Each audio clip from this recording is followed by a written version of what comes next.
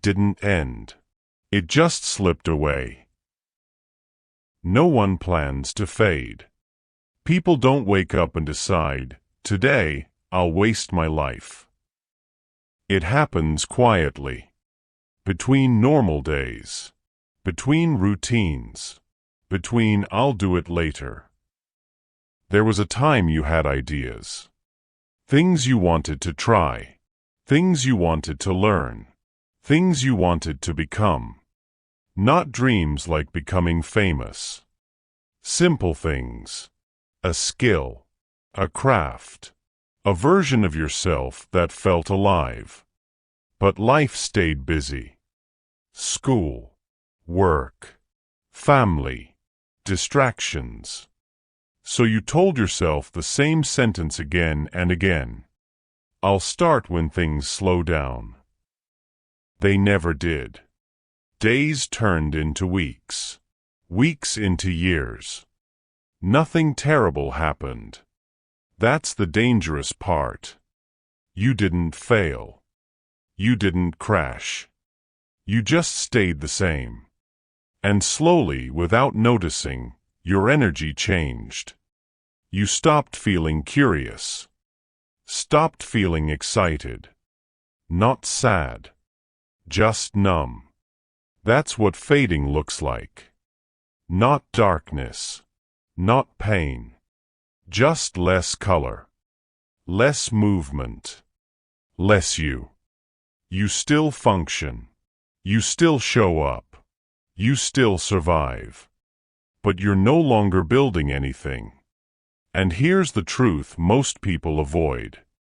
Life doesn't fade all at once. It fades in pieces. Every time you postpone something that matters. Every time you say someday instead of now. Every time you ignore that quiet pull inside you. That pull doesn't disappear. It just gets quieter. Until one day, you can't hear it anymore. This audiobook is not about motivation. It's not about pressure. It's about movement. Because movement keeps life awake. You don't need to change everything. You don't need a big plan. You just need to move. Learn something. Start something. Try something. Before time decides for you. Because the people who regret the most are not the ones who failed. They're the ones who never moved. This is move before you fade. And it begins with one honest question. What have you been postponing that your life is quietly waiting for? To understand why people stay stuck for so long, we need to talk about how fading starts without warning. It doesn't begin with failure. It begins with delay. Chapter 1: How Fading Actually Starts. Fading doesn't start when things fall apart. It starts when things feel fine.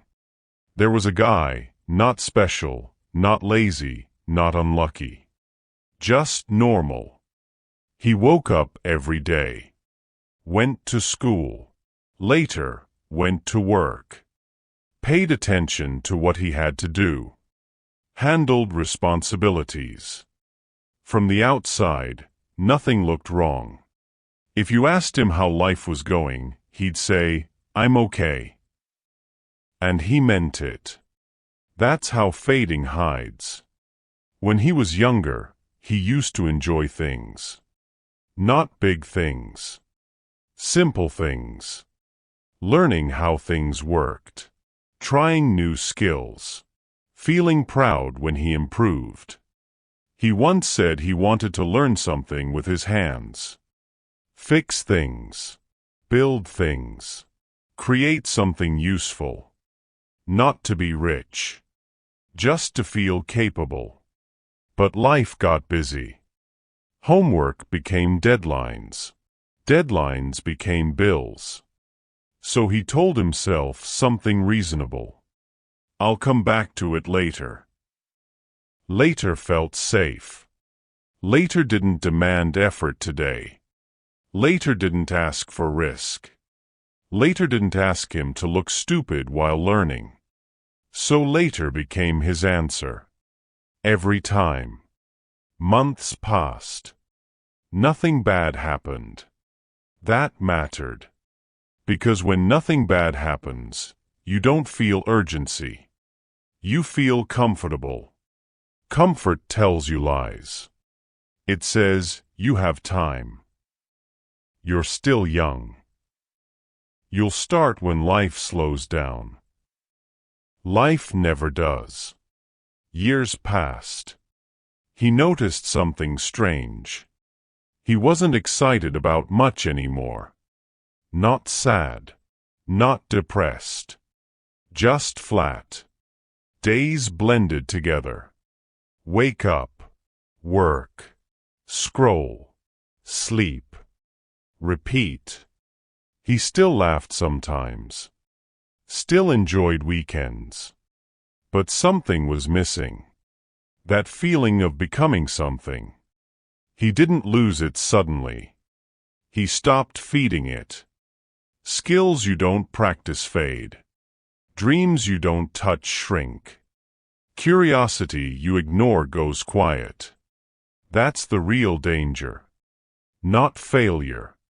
Silence. One day, he saw someone younger doing what he once wanted to do. Not better than him. Just started. And for a moment, something hurt. Not jealousy. Recognition. That could have been me. But the thought passed. Because facing it fully would require action. And action felt heavy now. That's what fading does. It doesn't remove your ability. It removes your movement. You still think. You still plan. But you don't start. And without movement, life doesn't grow. It repeats. This is important. Fading is not about age. Teenagers fade. Adults fade. Anyone can fade if they stop moving towards something meaningful. You don't need a big purpose. You just need something that pulls you forward. A skill. A craft. A responsibility you chose. Without that, time starts choosing for you. And time is not gentle. This chapter isn't here to scare you. It's here to wake you up. Because the opposite of fading is not success. It's engagement. Being involved in your own life. Touching it. Shaping it. And that starts with movement. Not tomorrow. Not when life is perfect. Now. To move, though, you first need to understand why starting feels so hard. It's not laziness. It's something quieter. And more common. In the next chapter, we'll talk about the invisible weight that keeps people standing still. Even when they want more. Chapter 2. Why starting feels so heavy. Most people think they don't move because they're lazy. That's not true. Lazy people don't feel frustrated. They don't feel stuck. They don't feel restless. If you're listening to this, you're not lazy. You want something to change. So why don't you start? Because starting carries weight. There was a girl, again normal. Smart enough. Capable enough. She had things she wanted to try. Learning a skill. Starting a small business. Even a hobby. Nothing extreme. Nothing unrealistic. But every time she thought about starting, she felt tired. Not physically. Mentally. Her mind would say things like, what if I don't finish? What if I'm bad at it? What if people laugh? What if I waste time? So she waited. Waiting felt lighter. Waiting didn't ask her to risk anything. And that's the trap. Starting feels heavy because it asks you to step into the unknown. Your brain doesn't like that. The brain loves what it already understands. Routine. Familiar places. Familiar habits. Even boring routines feel safe. Safety feels good. So when an idea shows up, your brain doesn't ask, "Is this meaningful?" It asks, "Is this risky?" And anything new feels risky. That's why people scroll instead of start. Scrolling is familiar. Trying is not. That girl would open her phone every time she felt that pull to begin. Not because she wanted to waste time. Because distraction is lighter than effort. Distraction doesn't demand courage. Effort does. And the longer you avoid starting, the heavier it feels. Because now you're not just starting the thing. You're starting after delay. Delay adds pressure. Pressure adds fear. Fear makes you freeze. So people confuse fear with laziness. But it's not laziness. It's self-protection. Here's something important. Starting doesn't feel heavy because it's hard. It feels heavy because it matters. Things that don't matter are easy to start. Things that matter ask something from you. Attention, energy, consistency. And consistency scares people. Because consistency means commitment. Commitment means you can't pretend anymore. Once you start, you see where you really are. That's uncomfortable. So many people stay in planning. Planning feels productive. But planning doesn't expose you. Starting does. That's why fading is slow. People don't refuse to move. They delay the discomfort of beginning. Until delay becomes normal. And normal becomes permanent. The truth is simple. You don't need motivation to start. You need permission to be bad at first. To be slow. To be unsure. Every person you admire started messy. They didn't feel ready. They felt willing. Willing to move before confidence arrived. Confidence comes later. It always does. If you're waiting to feel ready, you'll wait forever. Readiness is a reward, not a requirement. This chapter isn't telling you to rush. It's telling you to stop overprotecting yourself. Because protection, over time, turns into a cage. And cages don't always look like pain. Sometimes they look like comfort. Sometimes they look like, "I'll do it soon." But life doesn't respond to soon. It responds to movement. Small movement counts. 5 minutes. 1 lesson. 1 attempt. Not to finish. Just to begin. Because the moment you start, fading slows down. You become involved again. You feel resistance, and that's good. Resistance means you touched something real. In the next chapter, we'll talk about the easiest lie people tell themselves to avoid that resistance. And why it sounds responsible but quietly steals years. Most people don't say, "I don't want to try." They say something smarter. Something safer. In the next chapter, we'll talk about that sentence. The one that keeps people waiting while life moves on. And how to stop believing it. Chapter 3. The Lie That Sounds Responsible. There's a sentence almost everyone uses. It sounds smart. It sounds grown up. It sounds like patience. I just need to get things in order first. People don't say this to lie. They say it because it feels true. There was a man who said this often. Not out loud. To himself. He wanted to change direction. Learn something new. Try a different path. Build a skill he actually cared about. But every time the thought came up, another thought followed. Not yet. I need stability first. Once things are settled. When life is less busy. That sounded responsible. He wasn't avoiding. He was preparing. At least, that's what it looked like. Years passed. Life stayed busy. Because life doesn't become calm just because you're waiting. Responsibilities increased.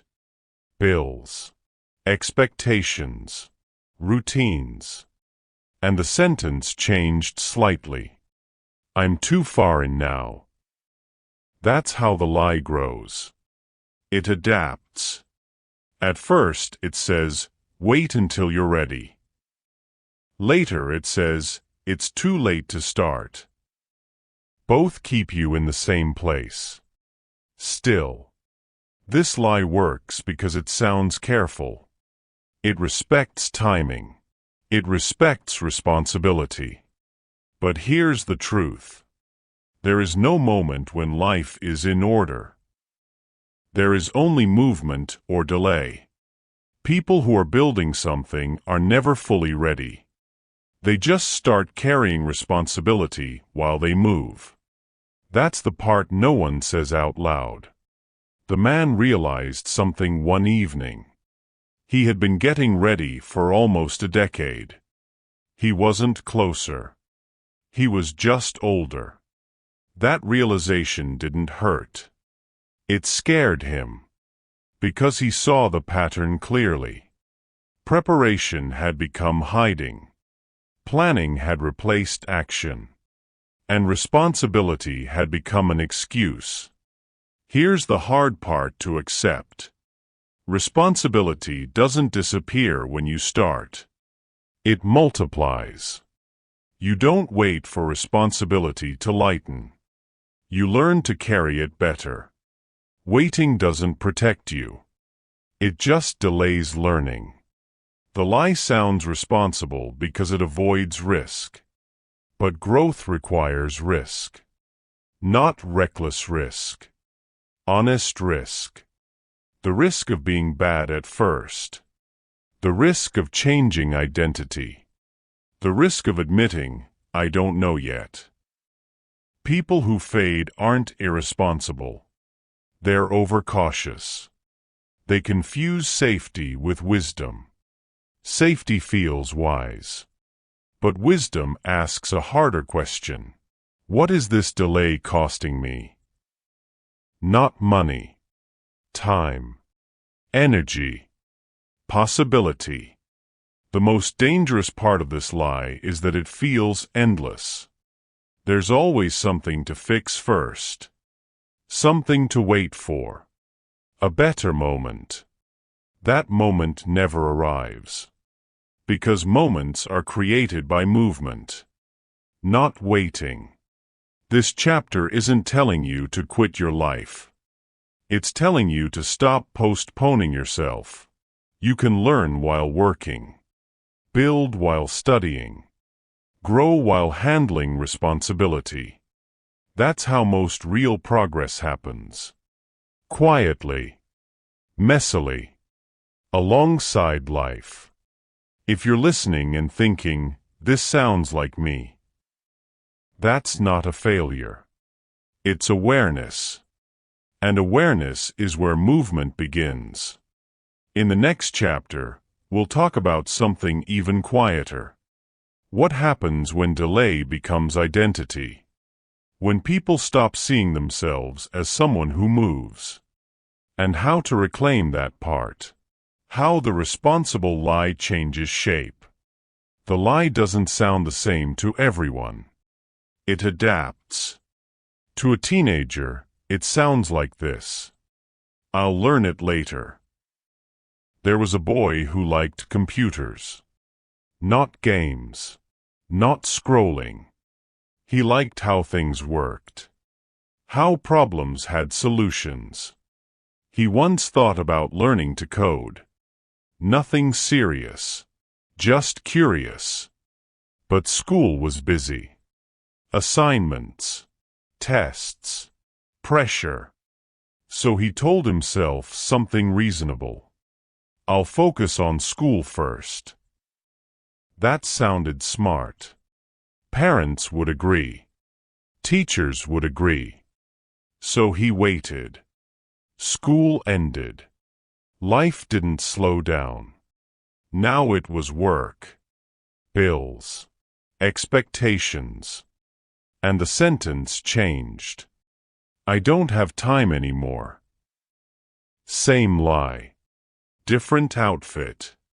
To an adult, the lie sounds like this. I need stability. There was a woman who wanted to change careers. Not because she hated her job. Because it didn't use her. She felt empty after work. But she had rent. And responsibilities. So she said, once things are stable. Stability never arrived. Because stability isn't a moment. It's a moving target. Every year, something new appeared. More responsibility. More reasons to wait. The lie didn't stop her life. It slowed it. That's how it works.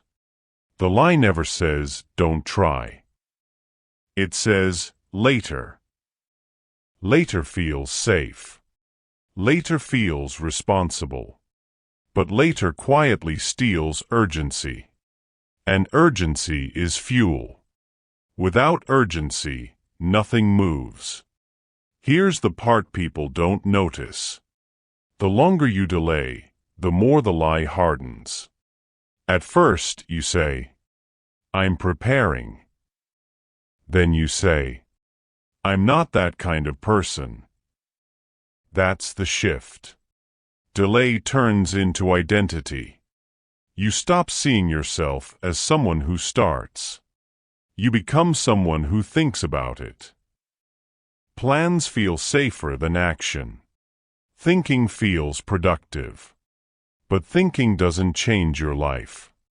Movement does. The man from earlier noticed this too. When he talked about change, it sounded distant.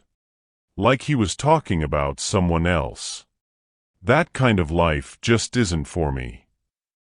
That sentence didn't come from truth. It came from repetition. He had said later so many times that starting felt foreign. Unfamiliar things feel wrong. Even when they're right. This is how people fade without noticing. They don't choose a smaller life. They adjust to delay. And delay reshapes them. You don't wake up one day and decide to quit. You slowly stop seeing yourself as capable of beginning. That's the real cost of the lie. Not missed opportunities. Lost self-belief. When you don't act, your mind updates your identity. I'm the type who waits. And once that belief settles, movement feels unnatural. That's why advice doesn't work. Just start sounds impossible when you no longer see yourself that way. But here's the truth people need to hear. Identity is built from action. Not the other way around. You don't wait to feel like a starter. You start, and the feeling follows. The lie collapses the moment you act. Not with motivation. With proof. One small action. 10 minutes. One attempt. One lesson. Not to succeed. Just to interrupt delay. Delay feeds on silence. Action breaks it. The man didn't change everything. He picked one thing he kept postponing. And touched it. That was enough.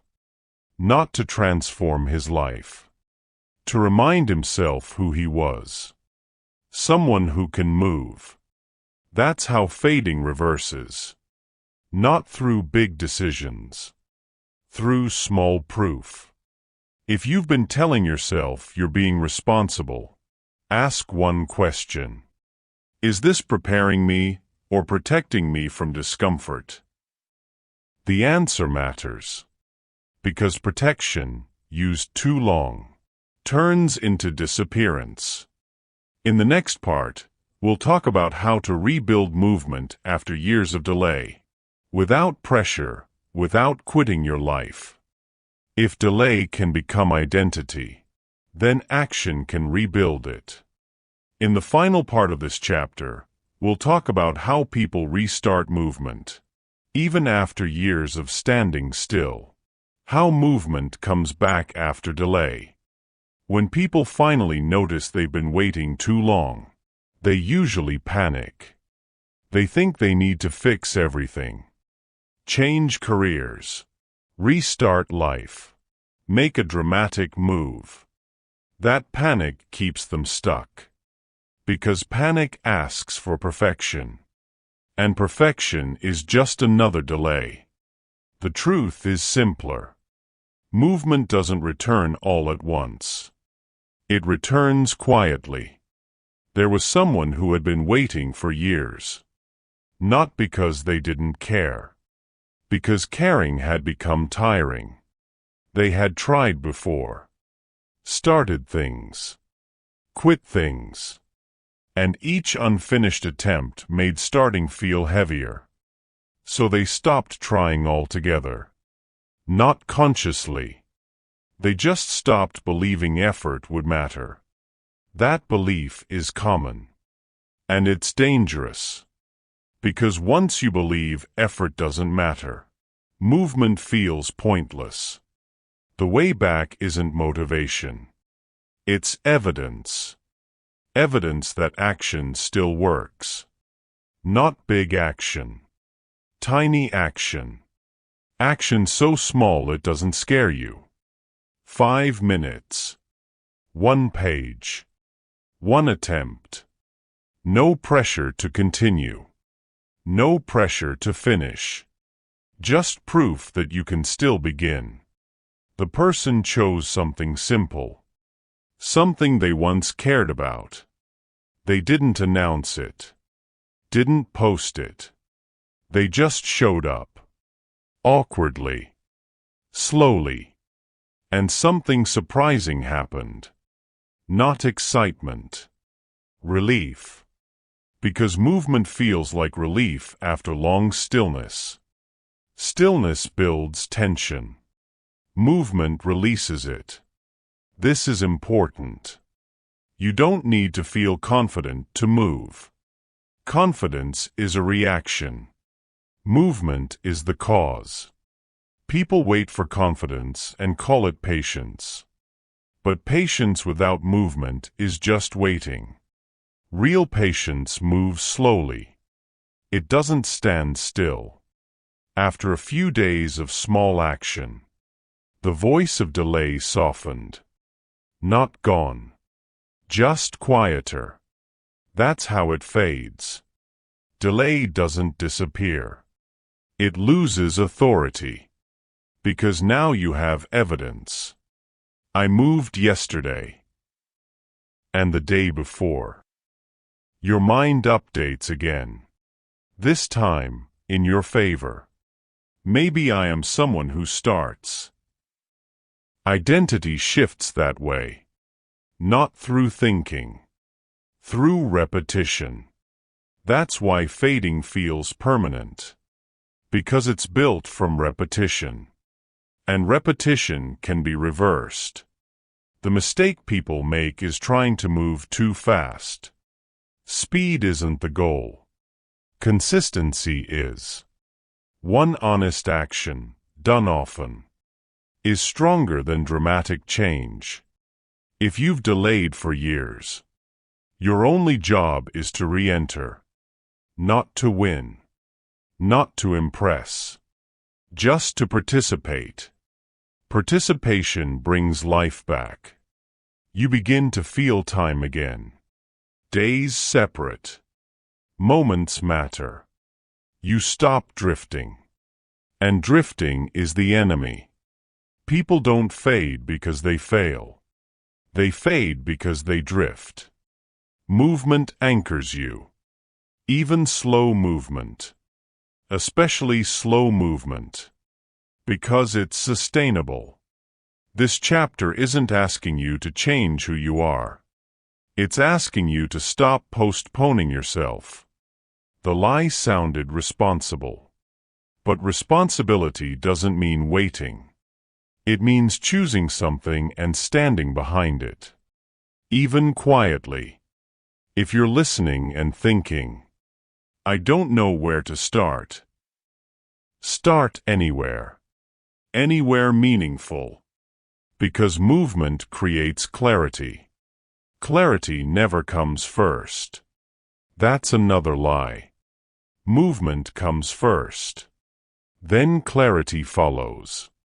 This is how fading reverses. Not with a breakthrough. With a step. And another. And another. Until standing still no longer feels natural. That's when life wakes up again. Not louder. Just real. Once movement returns, another challenge appears. Staying with it. In the next chapter, we'll talk about what happens after you finally start. And why most people stop again before real change has time to grow.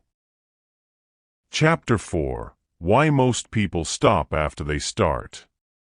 Starting is not the hardest part. Staying is. This surprises people. Because they believe once they finally begin, everything should get easier. It doesn't. It gets quieter.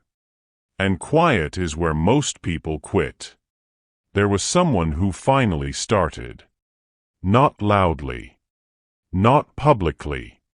They picked one thing they had delayed for years. Just one. They told themselves, I'll try for a week. Nothing dramatic. Day 1 felt strange. Awkward, but okay. Day 2 felt harder. Not physically. Mentally. The excitement was gone. No rush. No feeling of this is it. Just effort. That's when doubt appeared. This doesn't feel right. Maybe this isn't for me. This should feel better than this. That's the moment most people stop. Not because it's painful. Because it's ordinary. People expect progress to feel exciting. They think growth should feel like motivation. But real growth feels repetitive. And repetition is boring. The person noticed something important. The urge to stop didn't come from failure. It came from silence. No praise. No reaction. No visible change. Just effort meeting nothing. That's uncomfortable. Because effort wants confirmation. It wants proof. When proof doesn't show up quickly, the mind fills the gap. With doubt. This is where most people misunderstand themselves. They think, I lost motivation. That's not true. Motivation did its job.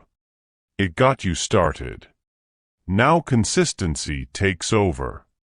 And consistency feels flat. It doesn't cheer you on.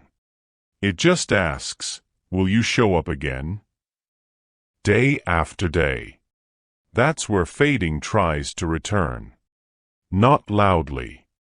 Quietly. With reasonable thoughts. You're tired. You can skip today. You've already done enough. Skipping feels harmless. Because skipping once doesn't ruin anything. But skipping teaches something. It teaches your mind that stopping is always an option. The person skipped one day. Nothing bad happened. So they skipped again. Soon, they were back where they started. Not because they failed. Because they drifted. This is important. People don't quit because things are hard. They quit because the work becomes quiet.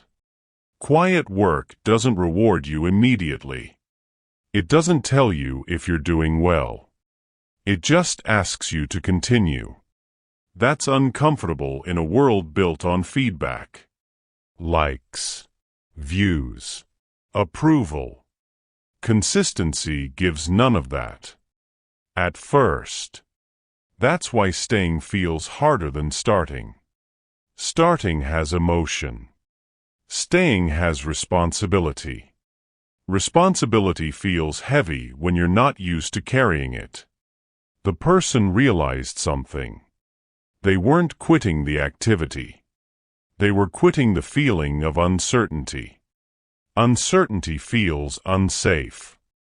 But uncertainty is part of building anything. Skills grow in silence. Confidence grows later. Identity grows last. Most people quit before identity has time to form. They never become the kind of person who does this. Because they don't stay long enough. Staying is what changes who you are. Not intensity. Not passion. Duration. That's the part people underestimate. The person changed one thing. They stopped asking, "Do I feel like this is working?" and started asking, "Did I show up today?" That question changed everything. 3s, it shifted the focus. 2s, from results to presence. Presence is easier to control. Results are not. They stopped measuring success by improvement. They measured it by repetition. Did I return? That became the win. Some days felt pointless. Some days felt heavy. Some days felt good. All of them counted.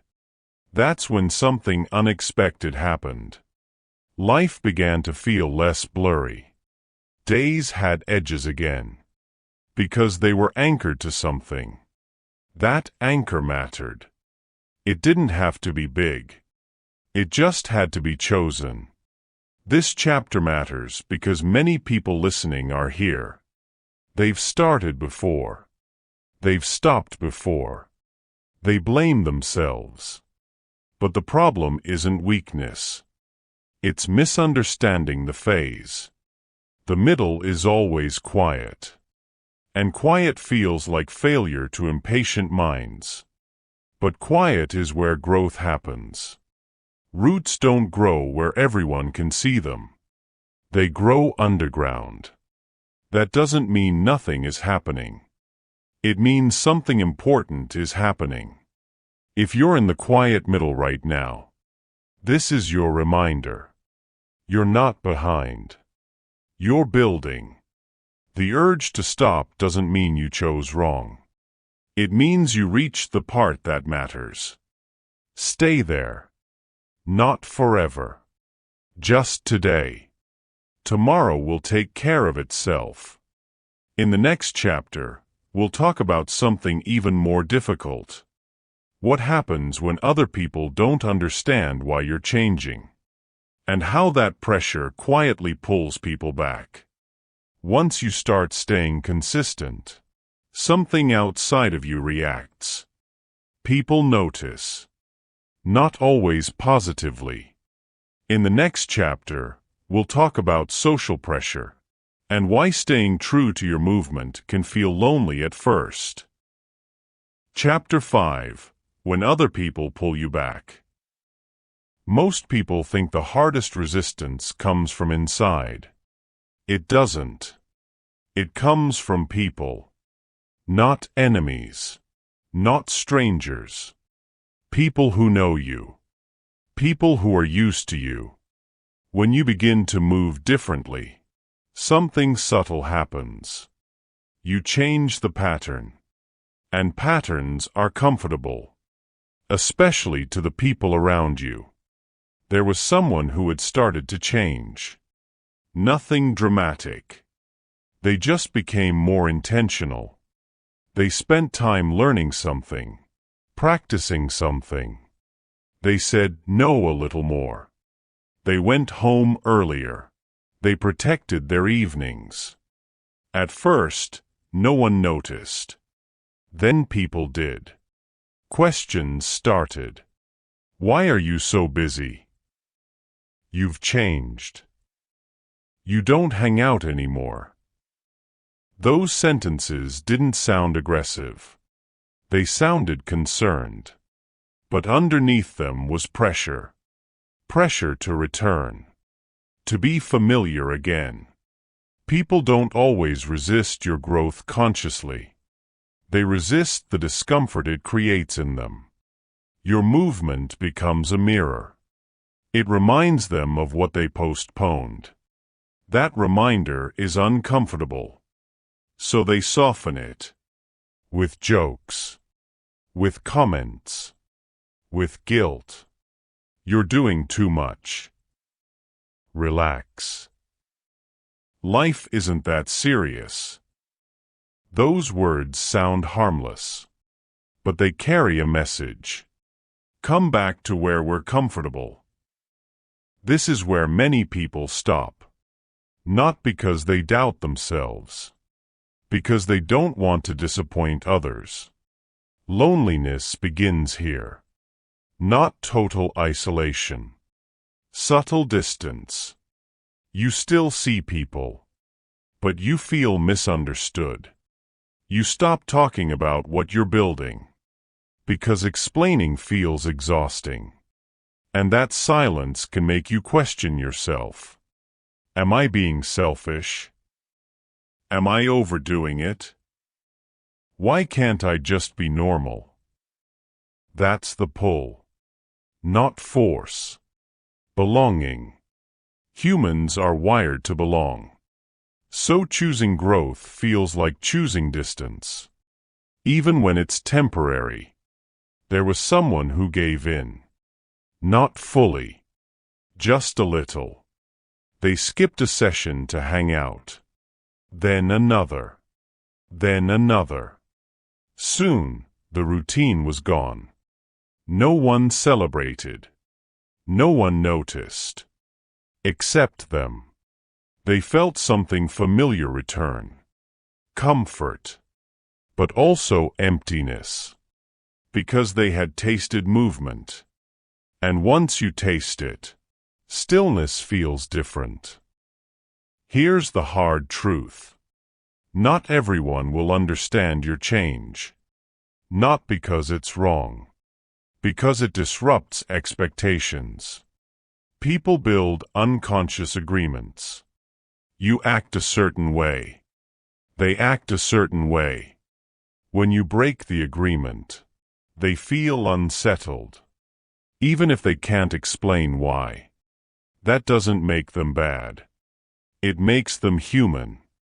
But it does mean you have a choice. Return to comfort. Or tolerate misunderstanding. Most people return. Because misunderstanding feels lonely. But loneliness has layers. There's the loneliness of being alone. And the loneliness of betraying yourself. The second one lasts longer. The person decided something quietly. They stopped explaining. Not in anger. In clarity. They realized they didn't need approval. They needed consistency. They showed up anyway. Not loudly. Not defensively. Just steadily. Something interesting happened over time. Some people drifted away. Others adjusted. A few became curious. And one or two even followed. Change doesn't always isolate you. It filters. That's uncomfortable at first, but necessary. Because the people who stay, after you grow, they meet the real you, not the convenient one. Loneliness in growth is often temporary. Regret from stopping is not. This chapter isn't telling you to abandon people. It's telling you to stop shrinking for them. You can still care. You just don't have to pause your life. If someone needs you to stay small, to feel comfortable, that's not connection. That's control. Control doesn't always look harsh. Sometimes it looks like concern. And concern can be genuine. But it's still not a reason to stop. The question isn't, will people understand? The question is, can I live with myself if I stop? That answer matters more. Movement changes your circle. That's normal. Growth rearranges relationships. That's unavoidable. But staying still rearranges your future. Quietly. If you're feeling lonely right now, this chapter is for you. You're not wrong. You're early. And early stages are always quiet. In the next chapter, we'll talk about how to choose what to move toward. A job, a skill, a hobby. Without pressure, without comparison, and without getting lost again. Once you accept the loneliness that comes with movement, the next question appears. What should I actually move toward? In the next chapter, we'll talk about choosing something meaningful. Not perfect, not impressive, just real. Chapter 6. Choosing what to move toward. Once you accept that movement can feel lonely, a harder question appears. What am I actually moving toward? Not what sounds impressive, not what looks successful online, but what is yours. This is where many people freeze. Because choosing a direction feels heavier than staying still. Stillness feels safe because it asks nothing. Choice demands responsibility. There was someone who reached this point. They had stopped drifting. They were no longer scrolling endlessly. They had reclaimed some time. But now they were stuck. They would sit at night thinking, what should I do with my life? That question felt too big. So they avoided it. They waited for clarity. They waited for confidence. They waited for certainty. Nothing came. Weeks passed.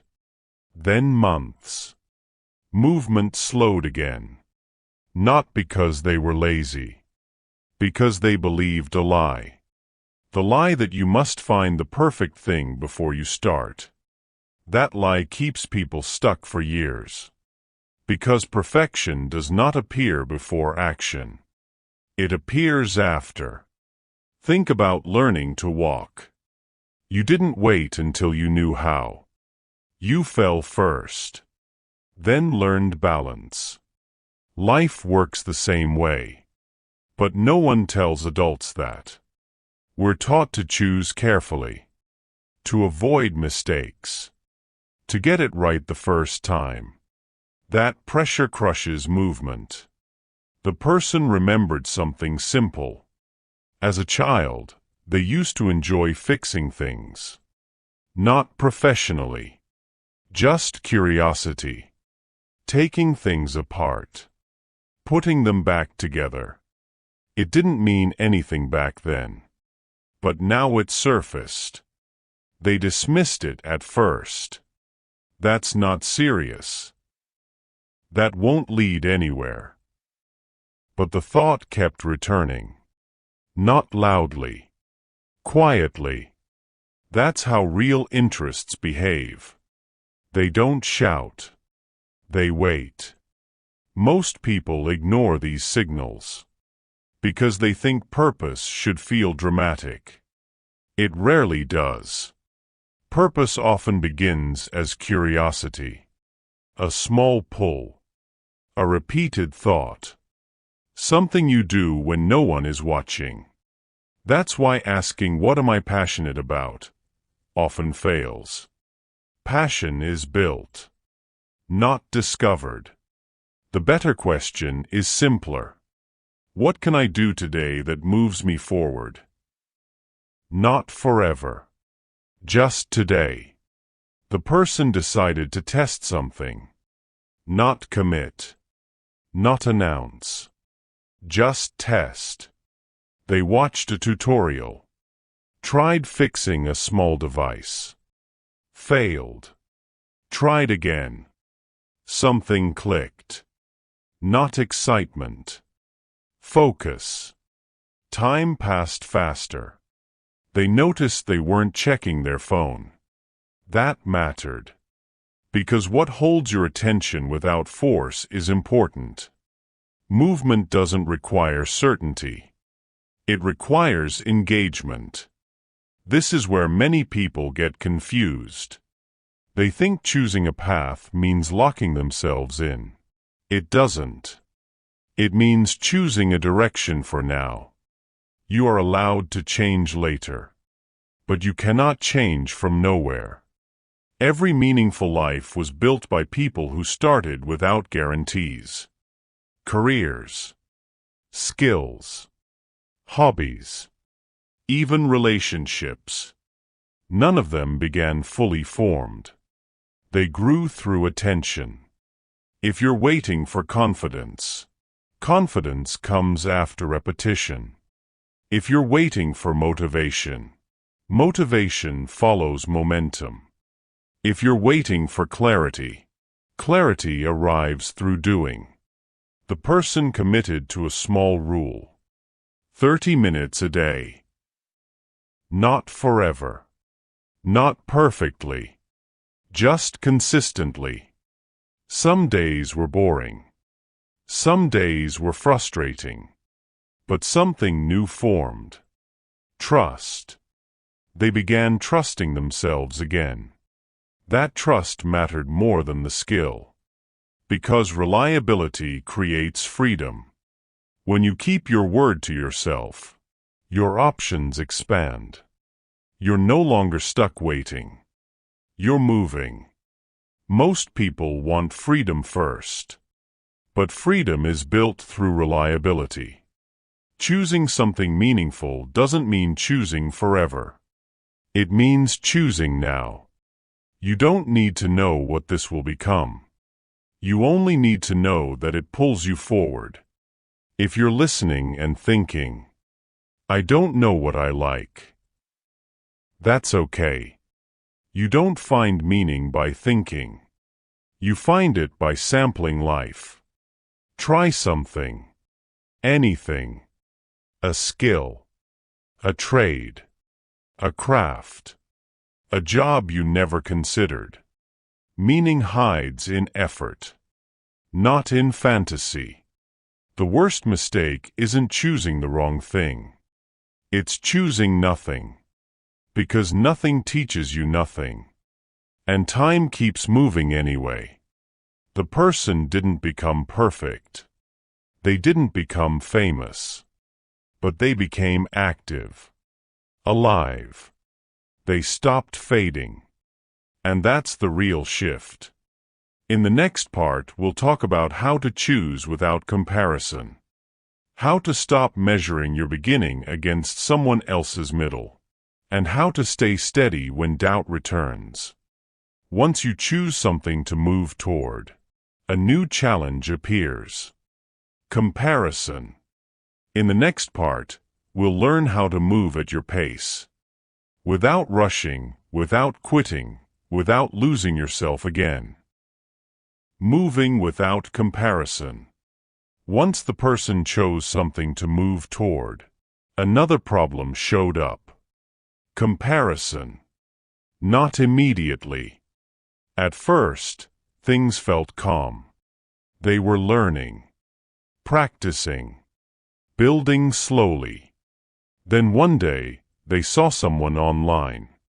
Someone younger, more skilled, more successful. And suddenly, the quiet confidence they were building cracked. The thought appeared, "I'm behind." That sentence stops more progress than failure ever could. Because comparison makes movement feel pointless. Why try if others are already ahead? Why begin if you're late? This is where many people quit. Not because they don't care, but because they believe they missed their chance. The person felt this too. They started questioning everything. Why am I doing this? What if this never goes anywhere? What if I chose wrong? Those questions feel smart, but they're dangerous. Because they don't come from curiosity. They come from fear. Fear wants certainty before effort. Life doesn't work that way. No one starts at the top. They only appear there after years of unseen practice. You don't see the early mornings, the failed attempts, the boring repetitions. You see the result and assume ease. That assumption steals momentum. The person made a decision. They stopped watching progress videos, stopped scrolling comparisons, stopped measuring. Instead, they focused on one rule. Did I move today? Not perfectly, not impressively, just honestly. That question changed everything, because it returned control to them. Freedom doesn't come from being the best. It comes from being consistent. Reliability builds confidence faster than talent. When you show up daily, you stop doubting whether you can. You already proved it. The person began tracking effort, not results. Minutes spent, attempts made, days kept. Slowly, comparison lost power. Because progress became personal. Your pace is not wrong. It's yours. The danger is stopping, not being slow. Movement at any speed beats stillness forever. Here's what most people don't understand. You don't need passion to keep moving. You need structure. Structure creates freedom. When your day has a place for effort, your mind relaxes. There's no negotiation, no drama. Just action. That's how discipline quietly works. Not as punishment. As relief. The person still had doubts. They didn't disappear. But doubt no longer controlled behavior. And that's the shift. Freedom isn't having no doubts. It's acting despite them. Every time they showed up anyway. Their identity changed slightly. From someone trying to someone reliable. That identity compounds. When you see yourself as reliable, you choose better. You rest without guilt. You work without resentment. You stop bargaining with yourself. And life expands. Not magically. Practically. Opportunities appear because you're ready. Confidence grows because it's earned. You trust yourself again. That trust is freedom. If you're listening and thinking, I still don't know what to choose. Choose movement. Pick something small. Do it daily. Let clarity catch up later. You are not late.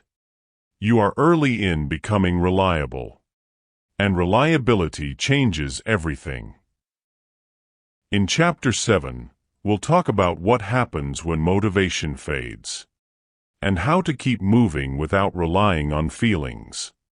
Because freedom is not emotional. It's practiced. Choosing a direction is powerful, but staying with it is harder. In the next chapter, we'll learn how to move even on days when you don't feel like it. Without forcing, without quitting, without fading again. Chapter 7. When you don't feel like it. There will be days when you wake up and nothing feels wrong.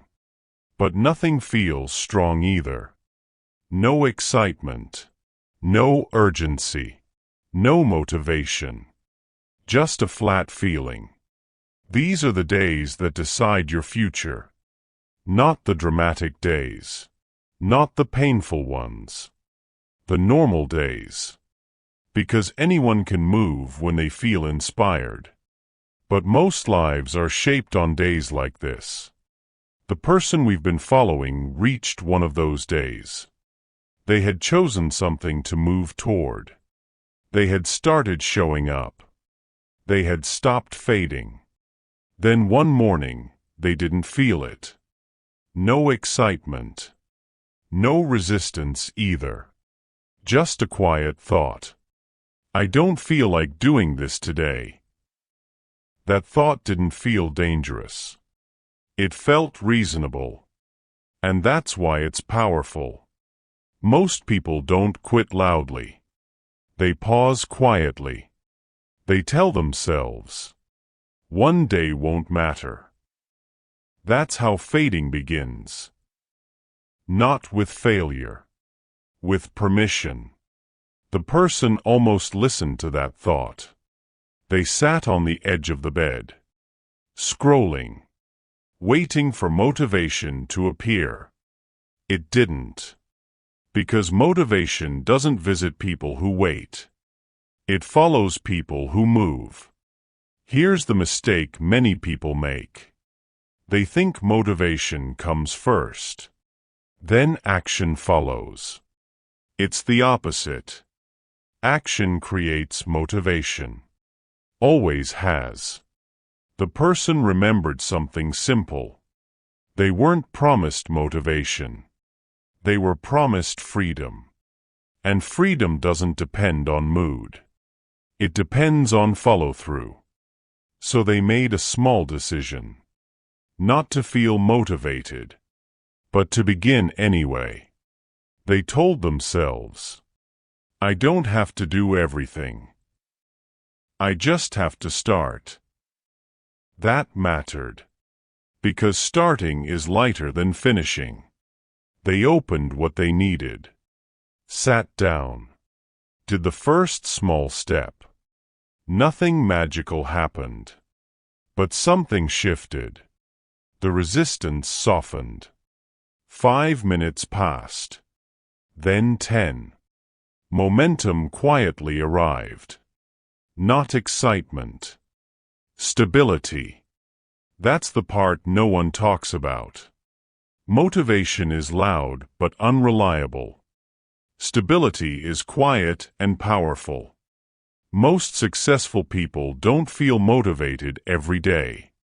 They feel committed. Commitment doesn't ask how you feel. It asks what you decided. This is where discipline gets misunderstood. Discipline is not forcing yourself. It's removing the debate.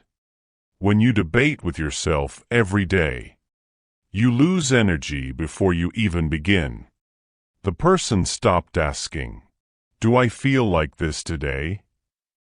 And replaced it with, what's the smallest version I can do? That question kept them moving. Some days they did more. Some days less. But they never did nothing. Nothing is the real danger. Because nothing trains avoidance. And avoidance grows fast. There's a lie that says, if it doesn't feel good, it must be wrong. That lie ruins lives. Growth often feels boring. Repetition feels dull. Progress feels slow. But fading feels comfortable. Until you look back and realize years passed. The person didn't want that. So they built a rule. No 0 days. Not perfect days. Not impressive days. Just days with movement. Even 5 minutes counted. Especially 5 minutes. Because consistency rewires identity. You stop seeing yourself as someone who waits. You become someone who acts. That shift is freedom. Not the freedom to do anything. The freedom to do what matters. Here's what happens when you keep moving. You stop depending on mood. You stop needing permission. You stop negotiating with comfort. Life stops shrinking. Your world expands because you're reliable. Opportunities trust you. People trust you. Most importantly, you trust yourself. That trust is rare. And it's built one ordinary day at a time. The person still had hard days. Still had doubts. Still had moments of boredom. But they didn't fade anymore. Because fading requires stillness. And they kept moving. If you're listening and thinking, I only move when I feel like it. That's not a flaw. It's a habit. And habits can change. Start small. Lower the standard. Remove the drama. Just move. Motivation will catch up. It always does. And even when it doesn't, movement still builds a life. In Chapter 8, we'll talk about something deeper. What happens when you keep moving but no one notices? When progress feels invisible. And how to stay steady without applause. Moving without motivation is hard. But moving without recognition is harder. In the next chapter, we'll face the quiet stage where many people give up. And learn how to keep going when no one is clapping. Chapter 8. When no one is watching. At some point, something strange happens. You keep moving. You keep showing up. But no one seems to notice. No praise. No encouragement. No visible reward. This is where many people stop. Not because they failed, but because it feels pointless. The person reached this stage. They had been consistent for a while. They were learning, improving, becoming more capable. But externally, nothing changed. Same job, same routine, same silence. That silence was heavy. It made them question everything. What's the point if no one sees it? That question sounds honest. But it hides a trap. The trap of external validation. Most people are trained to move only when rewarded. Grades. Likes. Praise. Attention. When those disappear, motivation collapses. Because the movement was never internal. It was borrowed. The person almost quit here. Not dramatically. Quietly. They told themselves, maybe this isn't working. Maybe this isn't for me. But something stopped them. A memory. They remembered how life felt before they started moving. Dull. Heavy. Shrinking. Even without applause, they felt different now. More awake. More stable. That mattered. They realized something important. Progress doesn't announce itself. It accumulates. quietly, like interest. You don't see it daily, but it compounds. This stage is where identity is built, not reputation. Identity. Who you are when no one is watching. That's what lasts. The person changed the question. Instead of asking, "Who's noticing?" they asked, "Am I becoming someone I respect?" That question grounded them. Because respect doesn't need an audience. It needs consistency. Most strong people were built in silence. Athletes train alone. Craftsmen practice unseen. Writers write without readers at first. Every meaningful life passes through obscurity. If you quit here, you never reach visibility. The person accepted something hard. This phase would last longer than they wanted. No shortcuts. No hacks. Just showing up. And slowly, something shifted again. They stopped needing permission to continue. They stopped checking for approval. They worked because it mattered to them. That's real freedom. Freedom is not being seen. It's being steady. The moment you can move without applause, you become dangerous. In a good way. Because you're no longer controlled. Not by praise. Not by neglect. You decide. That's reliability. And reliability creates trust. Eventually, results appear. They always do. But not on your schedule. On realities. If you're listening and thinking, "I'm doing the work and no one cares," that doesn't mean it's useless. It means you're early. Early stages are quiet. Late stages are visible. Don't confuse silence with failure. Silence is training. You're learning to stand without support. To move without noise. To trust yourself without witnesses. That strength most people never develop. Because they quit before this point. Stay. Not forever. Just today. In Chapter 9, we'll talk about what happens when movement becomes routine, and how to avoid drifting again once progress feels normal. Because fading doesn't only come from stopping. Sometimes it comes from autopilot. Moving without applause builds strength.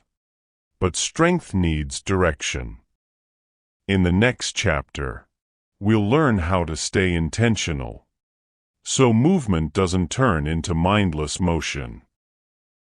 Chapter 9: When movement becomes automatic. Something dangerous happens when you've been moving for a while. You stop feeling stuck. You stop feeling lost. Life becomes manageable. And that's when many people fade again. Not backward. Sideways. Into autopilot. The person reached this stage. They were no longer drifting. They had routines. Habits. Structure.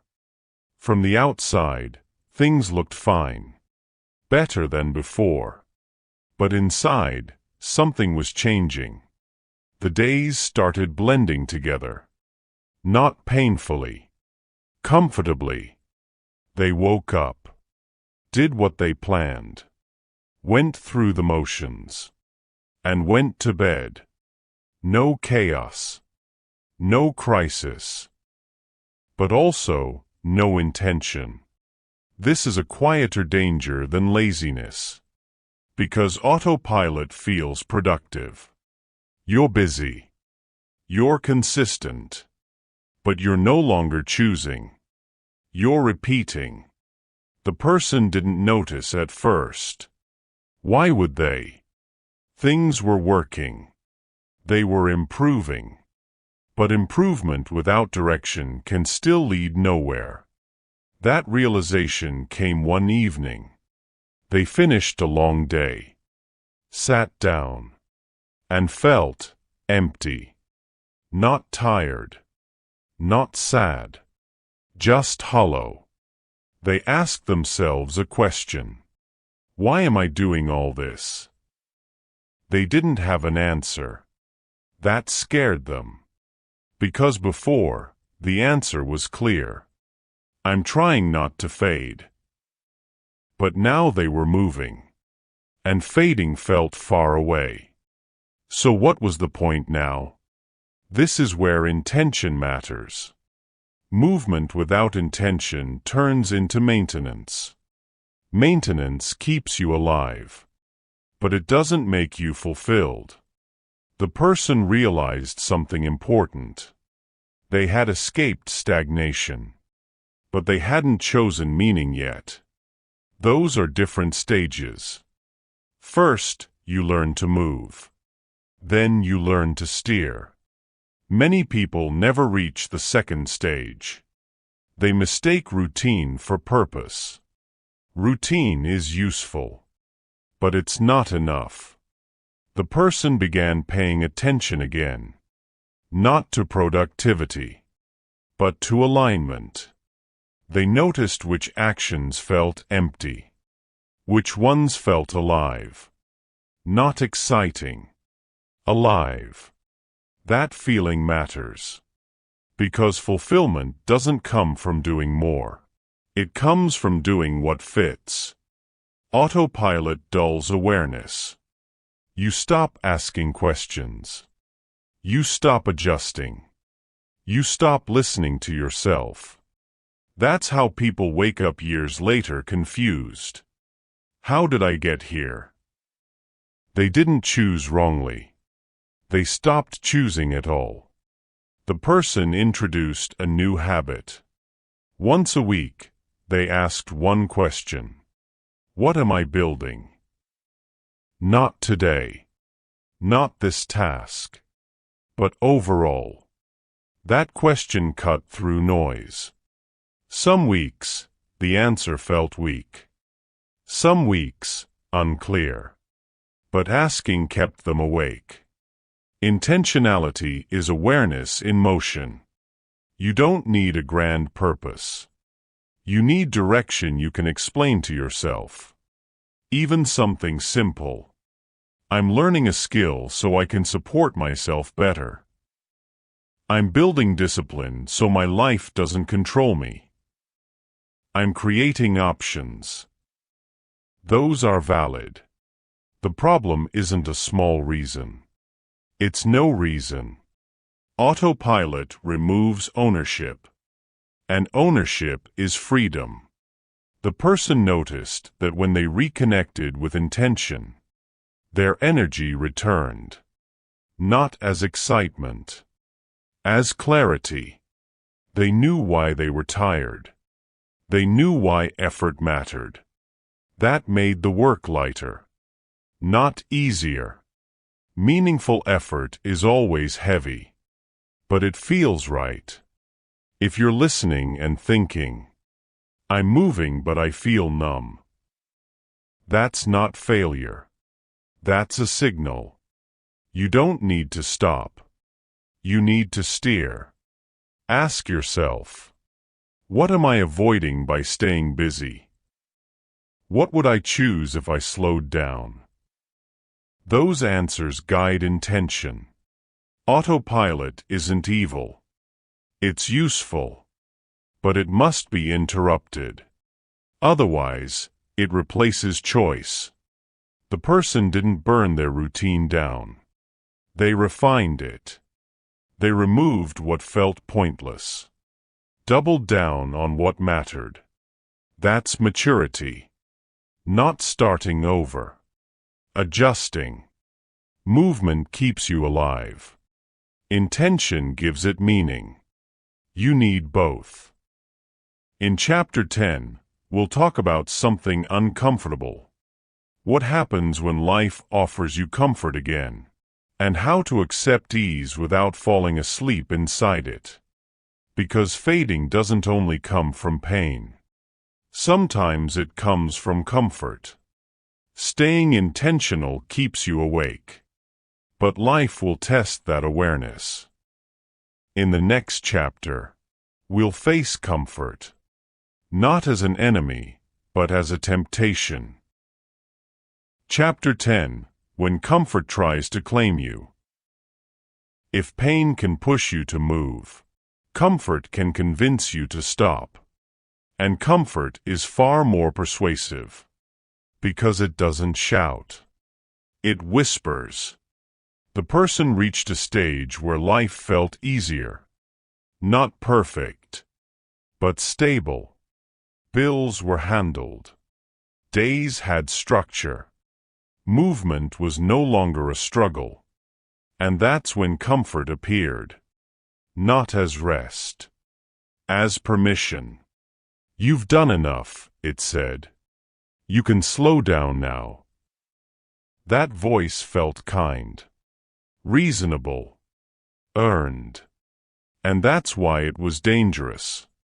Because rest is intentional. Comfort is passive. Rest restores you so you can move again. Comfort asks you to stay. The person didn't notice the shift immediately. Why would they? They were still moving. Still doing things. But effort softened. Edges dulled. They began choosing easier versions. Not bad choices. Just softer ones.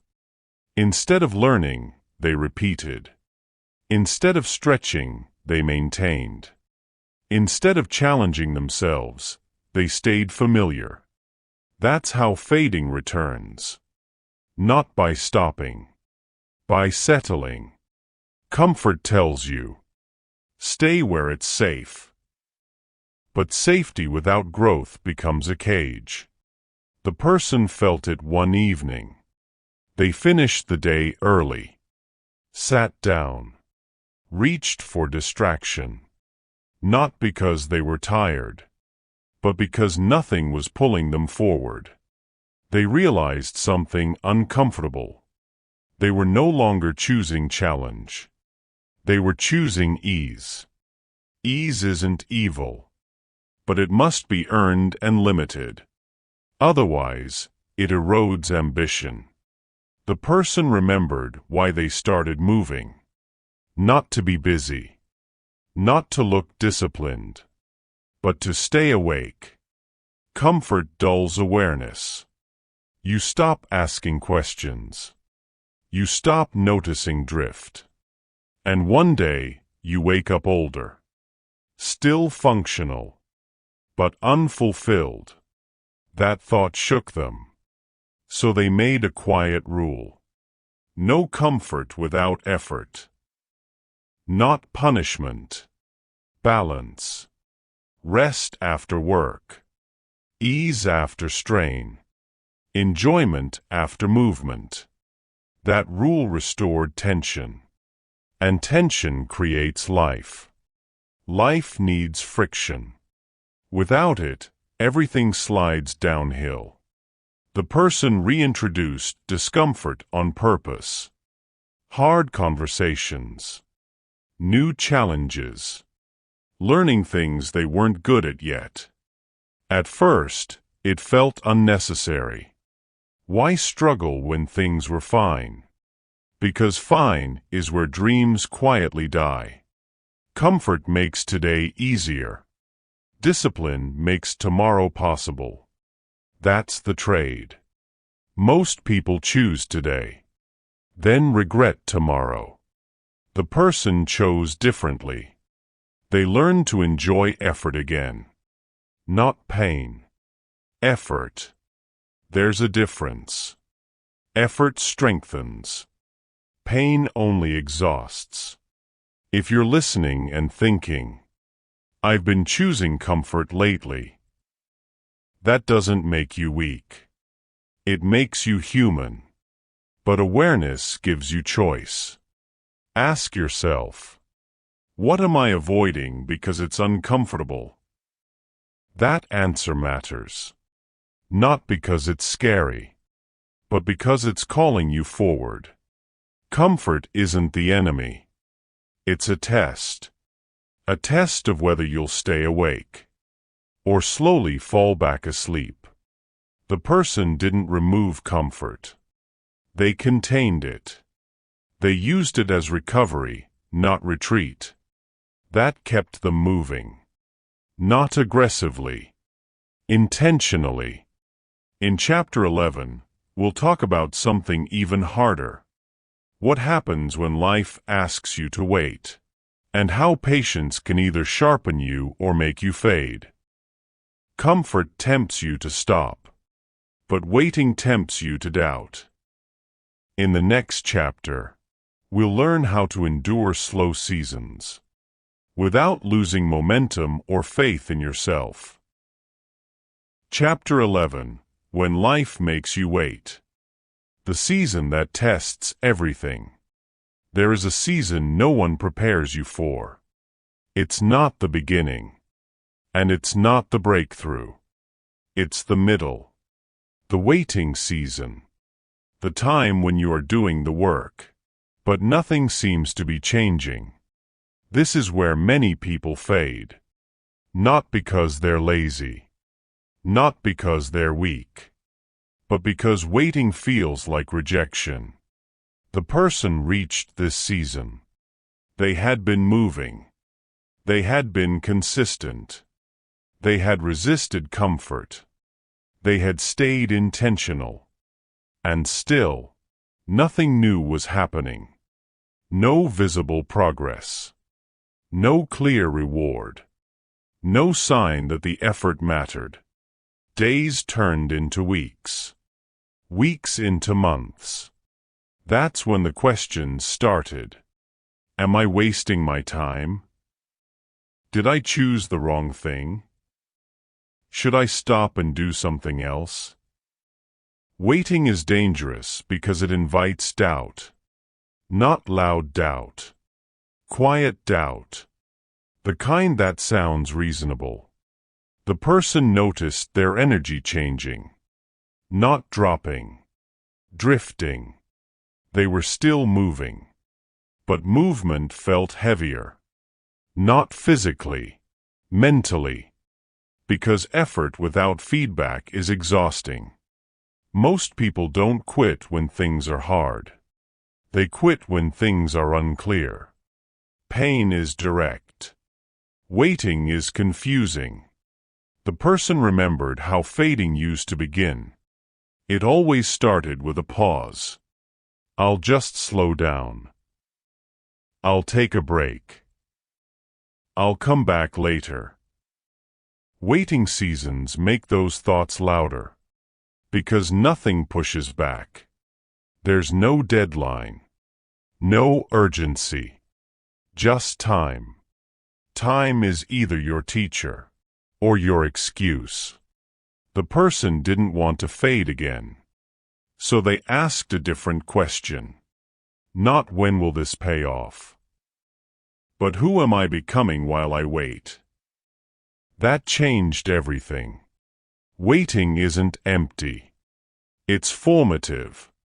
It shapes your character more than success ever will.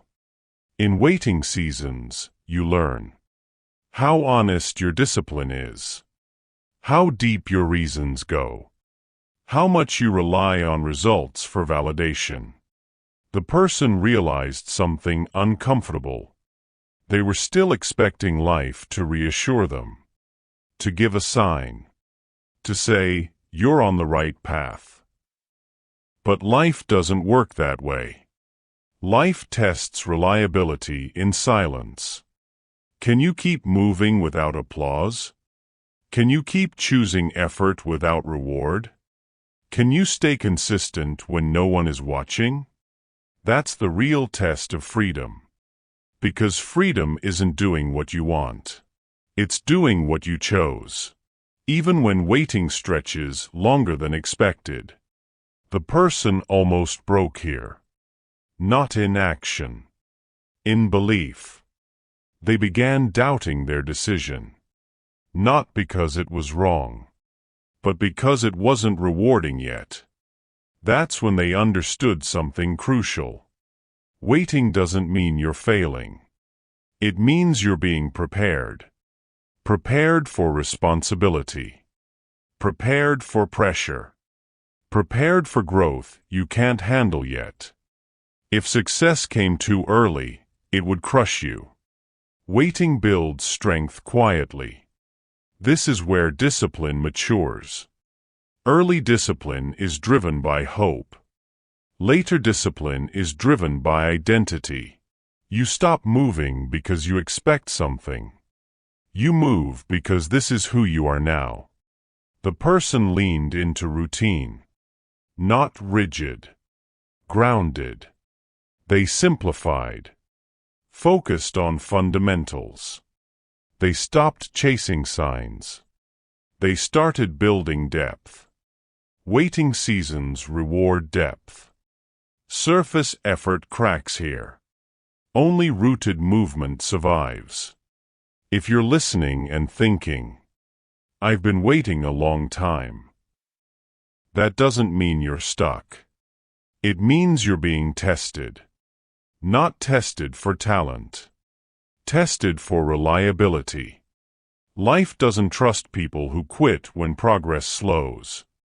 It trusts those who stay steady. The person decided something important. I will not rush this season. I will not abandon myself. I will keep moving, even quietly. That decision changed how waiting felt. It became purposeful, not passive. They weren't waiting anymore. They were training. Training patience. Training endurance. Training self-trust. Those skills last longer than results. And when results finally come, they always do. Only those who endured can hold them. In the next part, we'll talk about how to survive waiting without bitterness. How to keep your heart open while your life feels paused. And how patience becomes power instead of pain. Waiting tests your discipline, but it also tests your mindset. In the next part, we'll learn how to wait without growing resentful, and how to keep your inner life alive while the outer one is quiet, waiting without becoming bitter. Waiting does something dangerous if you're not careful. It doesn't just test patience. It tests attitude.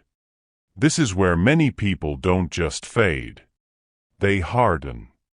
The person began to notice this shift inside themselves. They were still doing the work. Still showing up. Still disciplined.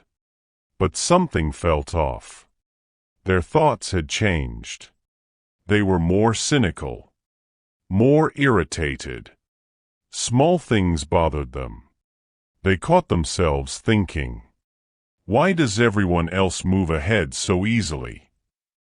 Why am I always the one waiting?" That's bitterness starting. And bitterness is more dangerous than quitting. Because you can quit and restart. But bitterness poisons everything you build. Waiting seasons don't just delay results.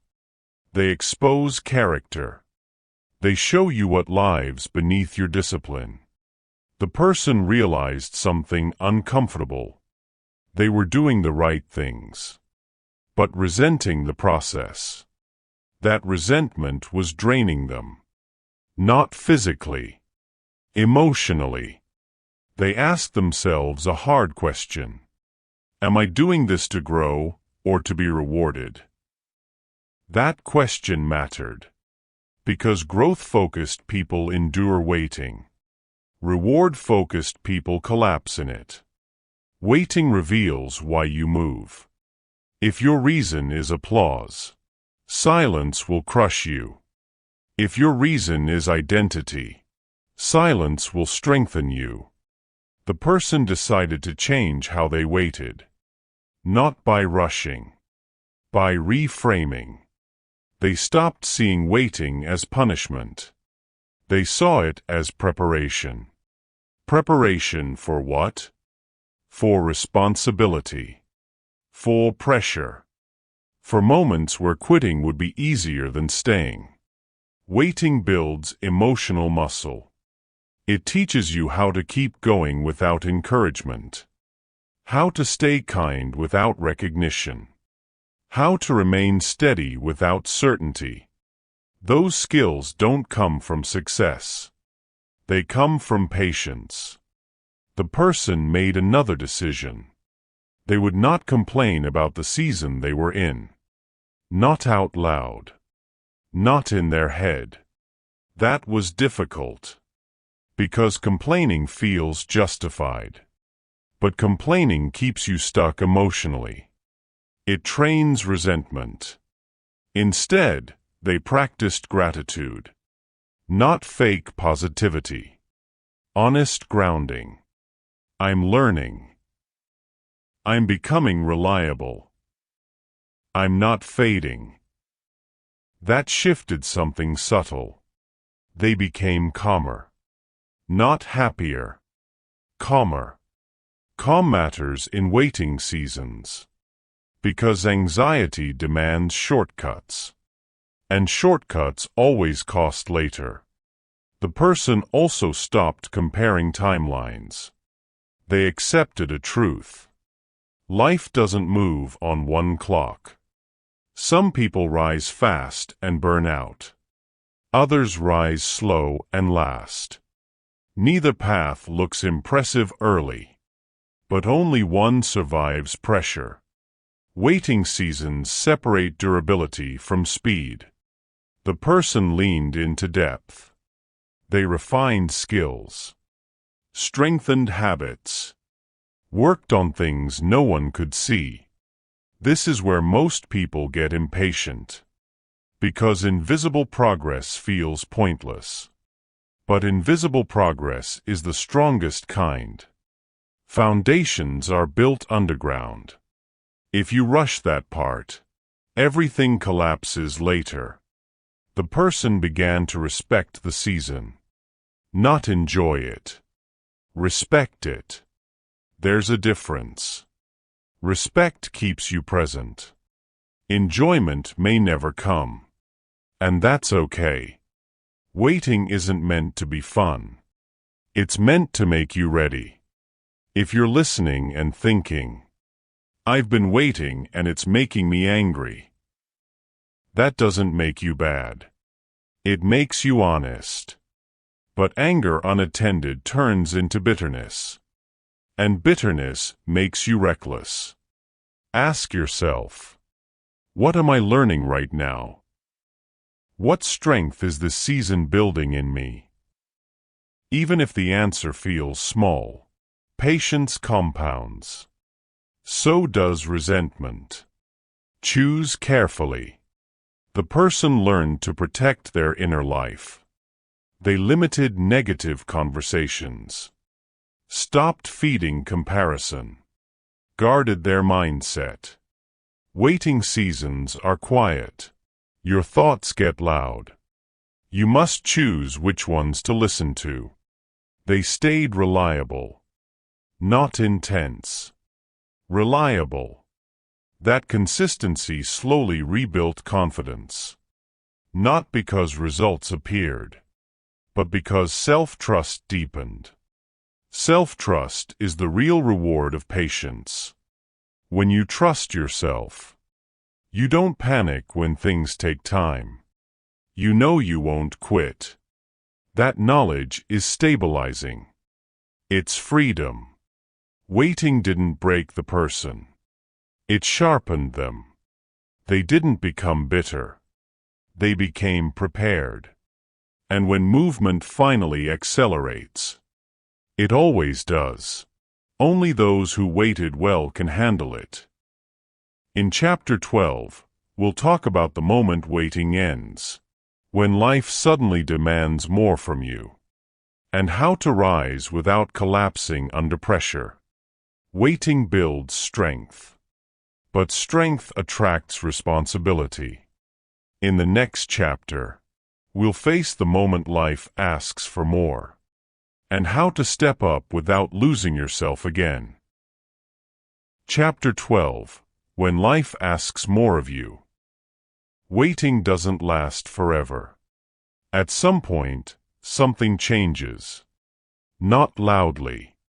Not dramatically. Life simply asks for more. More responsibility. More consistency. More courage. The person felt it before they saw it.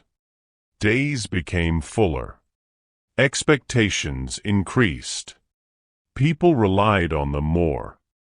Opportunities appeared. Not perfect ones. Real ones.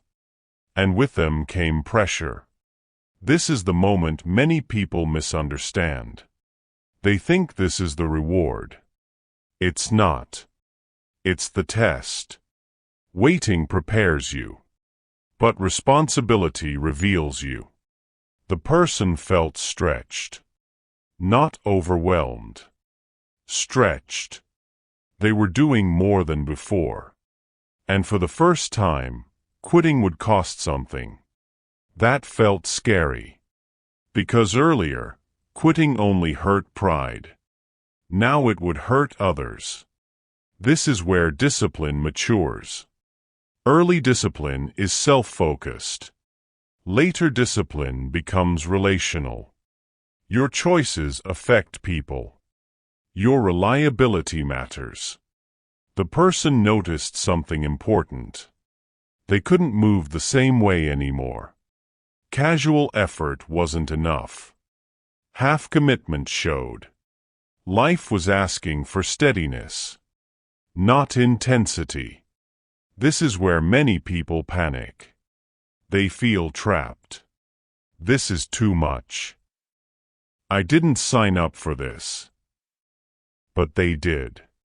Every time they kept moving. Every time they stayed reliable. Growth invites responsibility. And responsibility demands structure. The person had to make adjustments. They refined routines. Protected time. Said no more often. They learned that freedom changes shape. At first, freedom means escape. Later, freedom means alignment. You don't do whatever you want. You do what you chose. And you do it well.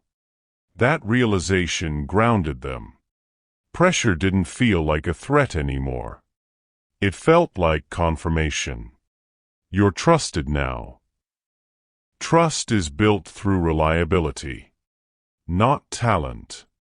Not speed. Consistency. The person struggled sometimes. They felt tired.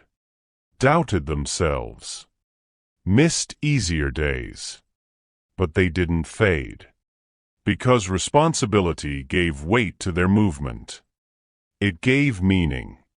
Effort mattered now. Not because someone was watching, but because someone depended. That changed how they showed up. They prepared more. Rested intentionally. Stopped wasting energy. They respected their limits.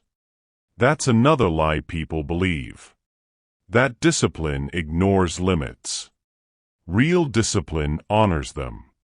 Burnout comes from ignoring reality. Sustainability comes from respecting it. The person learned to pace themselves. Not rush. Not retreat.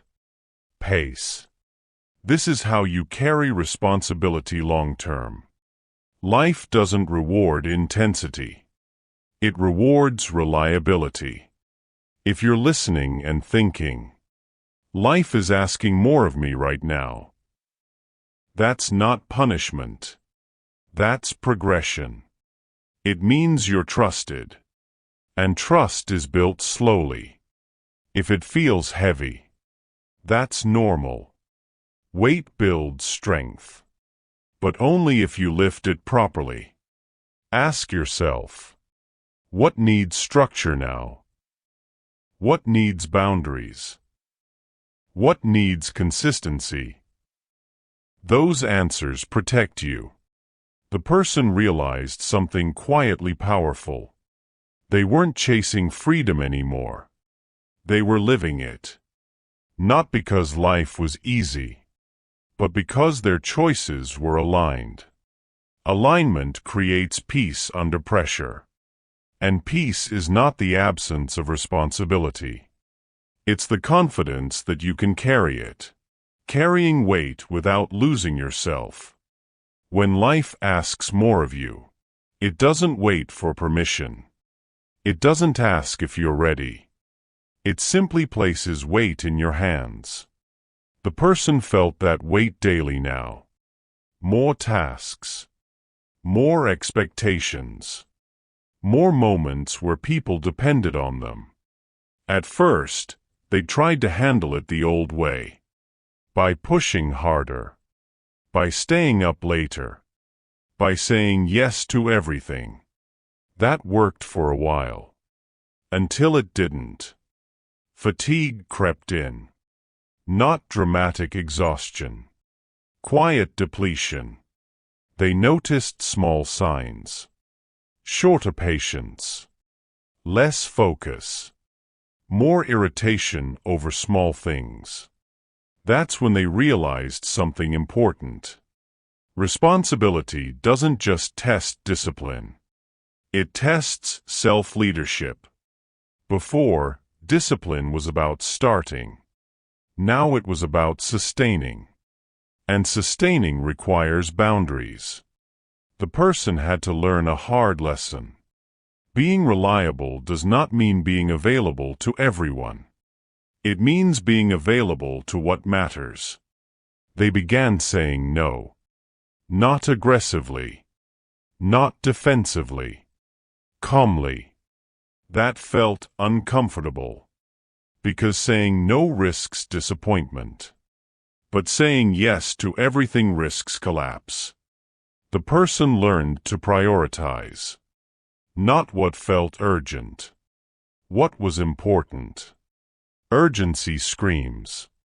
Importance whispers. Listening to whispers takes maturity. They adjusted their days. Protected focus time. Scheduled rest intentionally. Stopped treating rest like a reward. Rest became maintenance. That shift mattered. Because burnout doesn't come from work. It comes from working without recovery. The person also faced another challenge.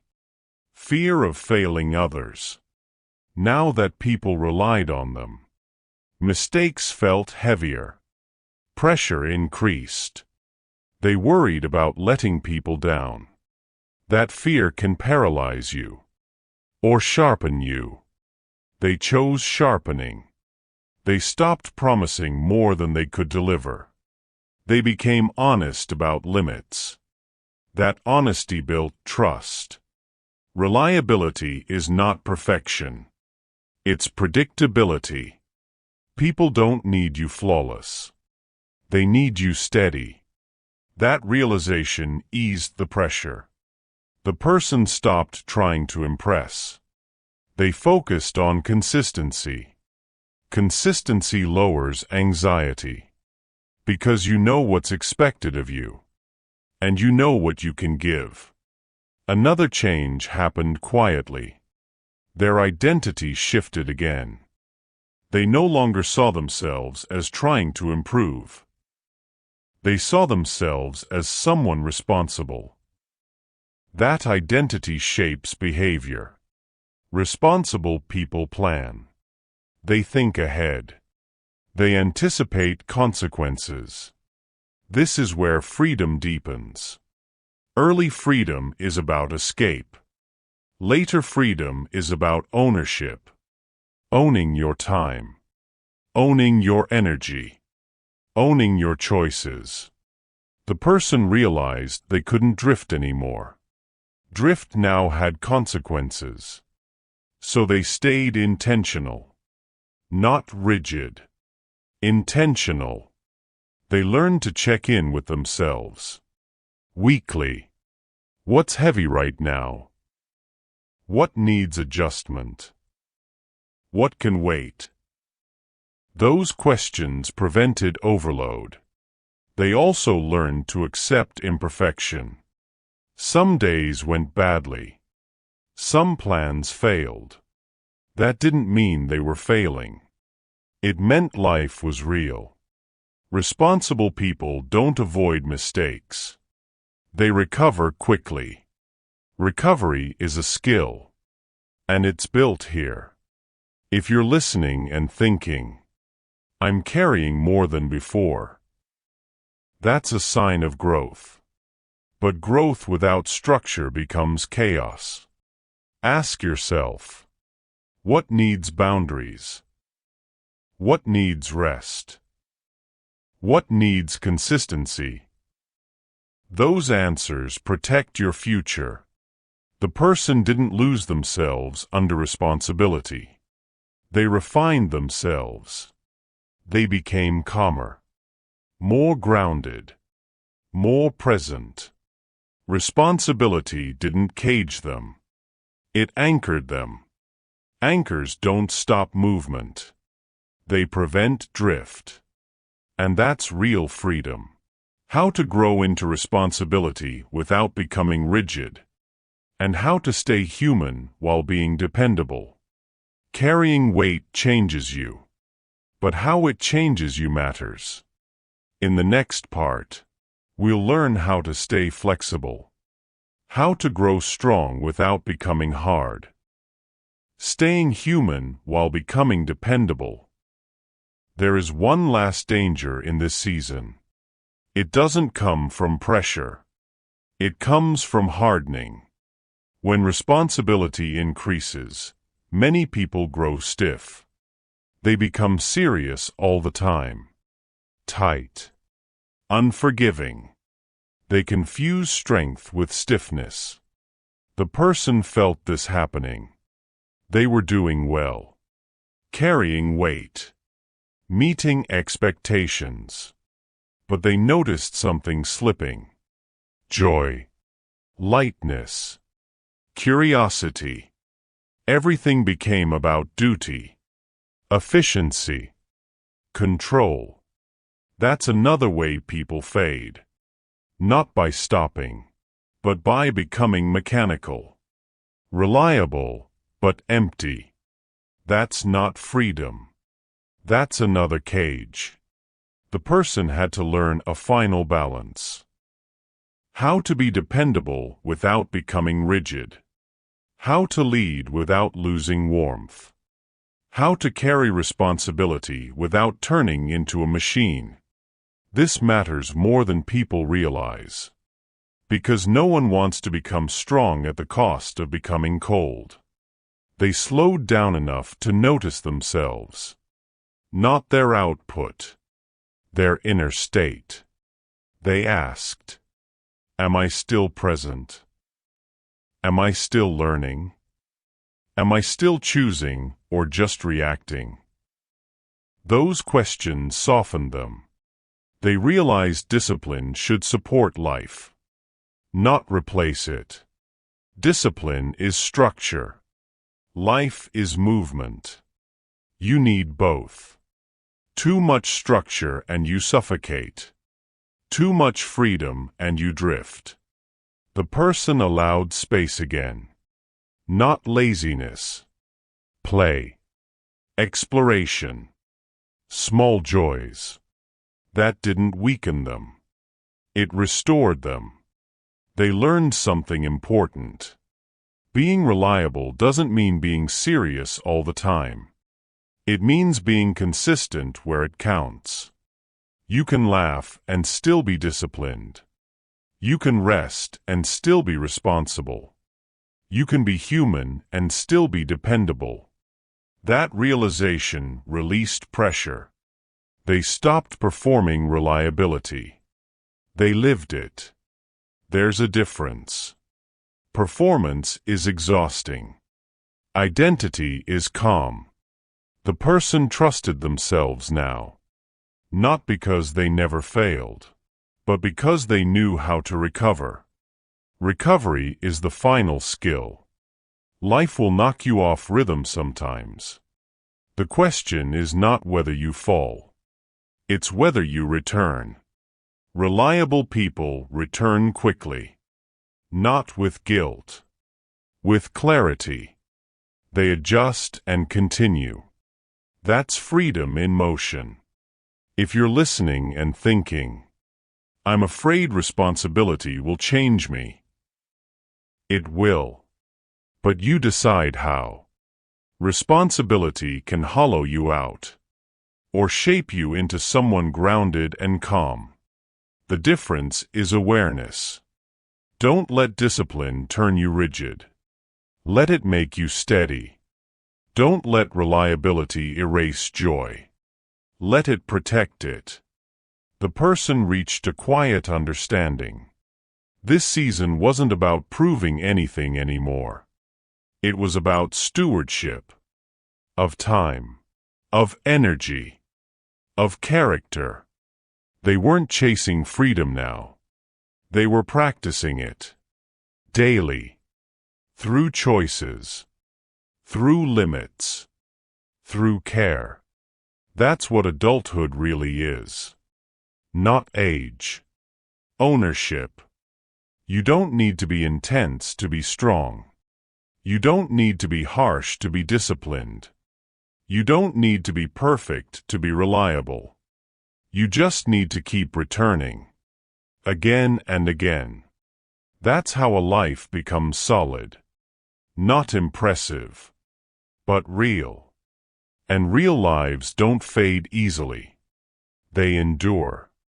They adapt. They stay awake. This season ends here. You've learned to wait. You've learned to carry weight. You've learned to stay human while becoming dependable. That's not a small thing. That's a foundation. In Chapter 13, we'll look at what happens next. How to live long-term without burning out. And how to keep choosing movement when life becomes familiar again. You can carry responsibility now. But life doesn't stop testing you. In the next chapter, we'll talk about sustainability. How to live this way for years without fading quietly. Chapter 13, Living Without Burning Out. There's a quiet moment that comes after growth. Not excitement.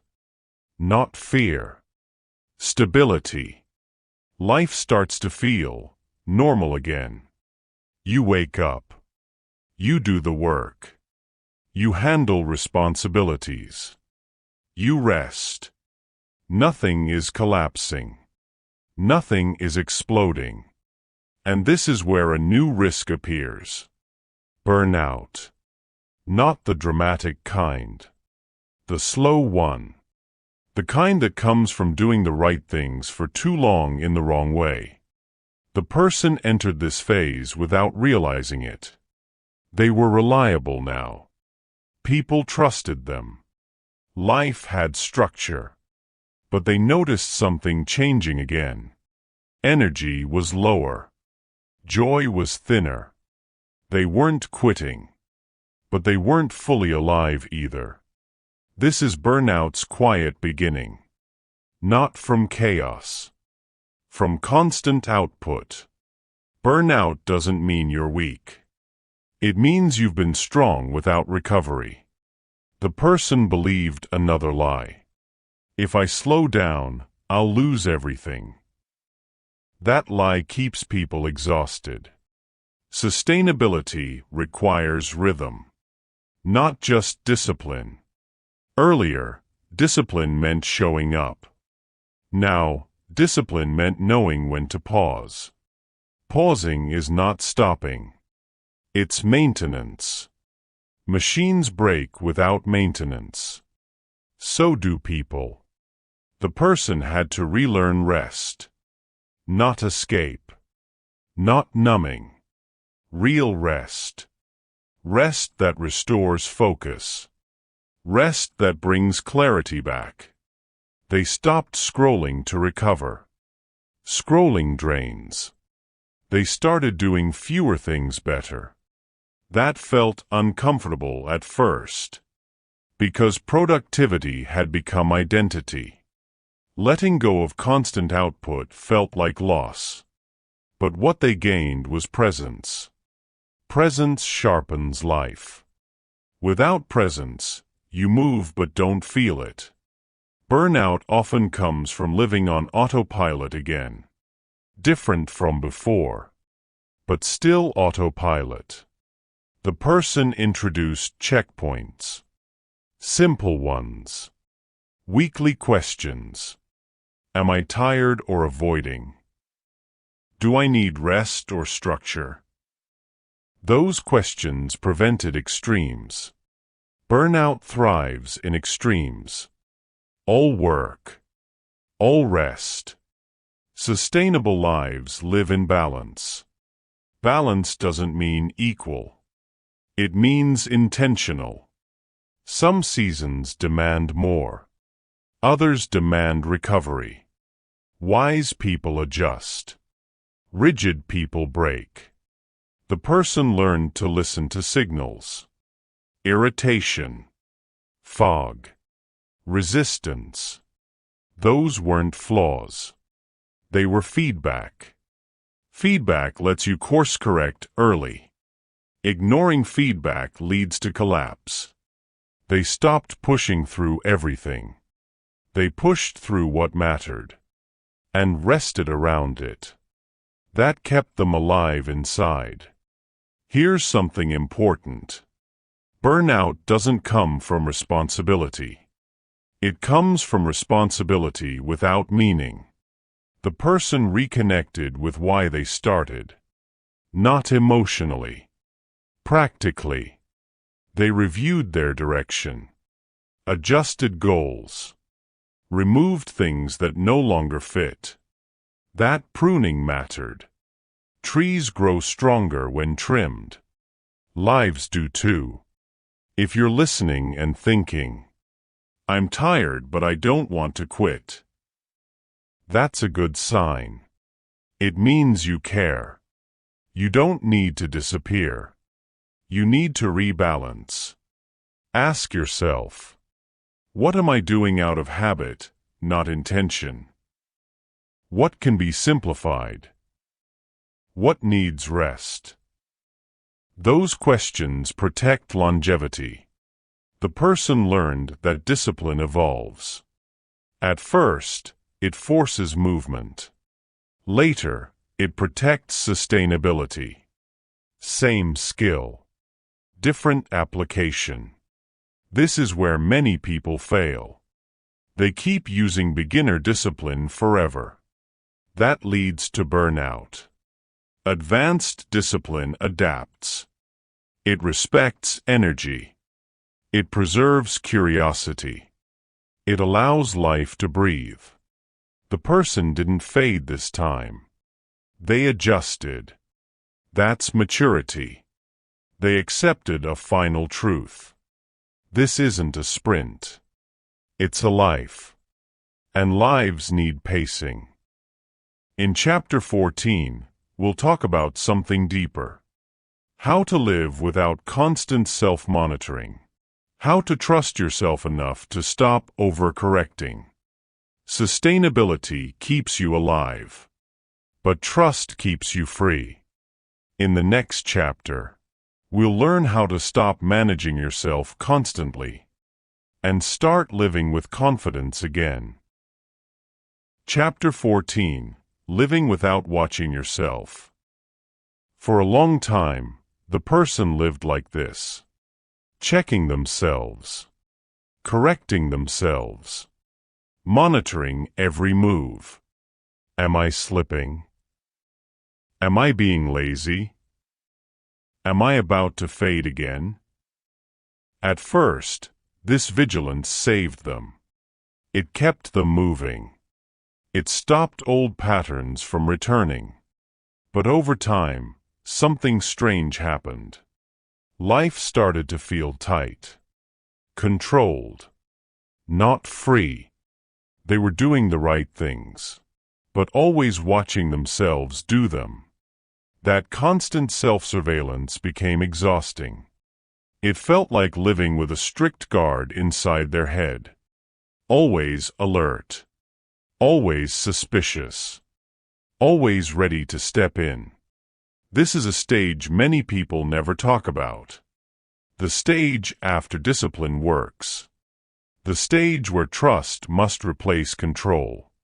Because discipline is not meant to be permanent supervision. It's meant to build reliability. And reliability is meant to create trust. The person didn't realize they had outgrown their own system. They were still treating themselves like someone unreliable, even though they had changed. That's when tension appears. Growth without trust becomes pressure. Pressure eventually cracks. The person noticed something important. They didn't actually want to quit. They wanted permission to relax inside their progress. But relaxing felt dangerous. Because the past taught them this. Relaxation leads to fading. But that belief wasn't fully true anymore. It was true for the old version, not the current one. Trust begins when you update your self-image. You stop treating yourself like who you used to be. The person tested this carefully. They stopped checking every action. They allowed small freedoms. Not chaos. Freedom. And something surprising happened. They didn't collapse. They didn't fade. They self-corrected naturally. Because reliability had been built. Discipline had done its job. This is what maturity looks like. You don't need rules for everything anymore. You have internal alignment. You don't need force. You have direction. You don't need fear. You have standards. Living without watching yourself doesn't mean losing control. It means gaining confidence. Confidence says, I know who I am now. I know what I do when things get hard. I don't panic when life loosens. The person stopped asking, Am I doing enough? And started asking, Am I present? Presence replaced pressure. That changed everything. When you trust yourself, you stop performing discipline. You live it. You stop proving. You start being. This is where real freedom shows up. Not loud freedom. Quiet freedom. The freedom of not needing to constantly manage yourself. The freedom of knowing you'll show up. Even when no one is watching. The person learned another truth. Self-trust doesn't come from thinking. It comes from evidence. They had years of evidence now. They just hadn't accepted it. Many people sabotage themselves here. They keep themselves tense because tension feels safe. But safety built on tension becomes a cage. Trust opens that cage. The person practiced letting go gradually. Not all at once. They allowed normal life.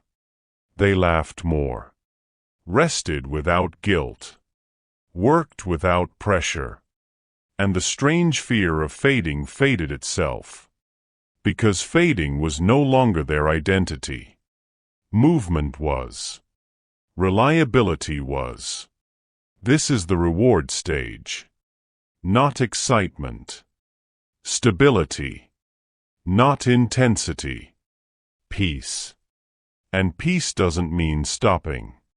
It means moving without fear. If you're listening and thinking, I still don't trust myself yet.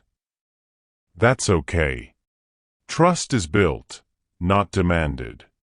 But ask yourself this. Have you changed more than you admit? Have you survived consistency? Have you shown up even when it was boring? If yes, trust is already forming.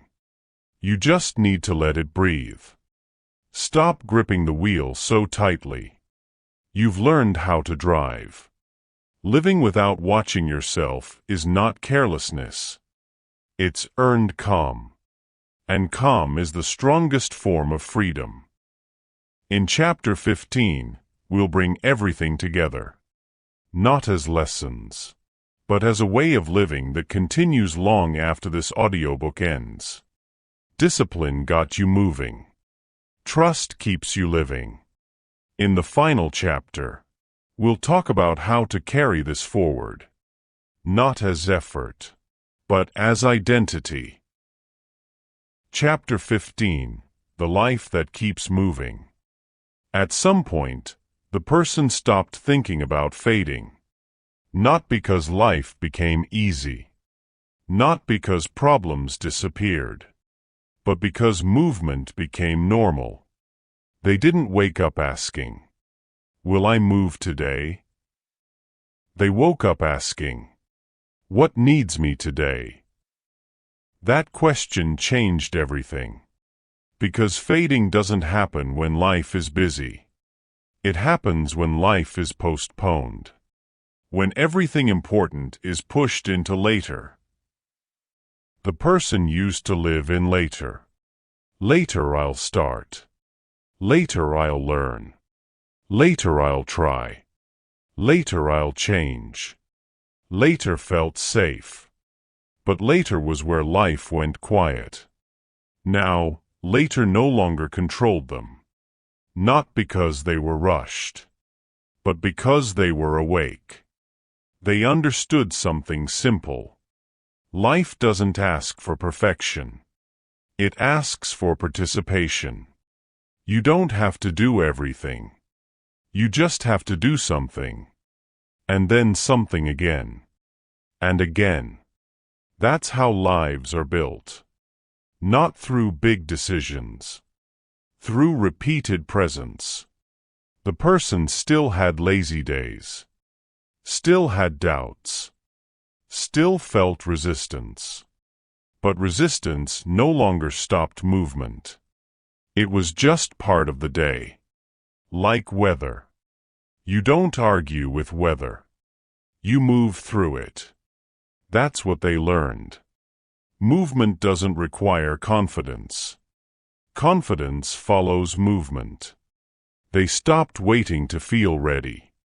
Because readiness never arrived before action. It always came after. This is what most people miss. They think movement is the result of clarity. But clarity is the result of movement. You understand your life by living it. Not by thinking about it. The person stopped asking, "What's the perfect path?" And started asking, "What's the next honest step?" That step was often small. Sometimes boring. Sometimes uncomfortable. But it was real. And real steps change real lives. They learned something else too. Fading doesn't come from rest.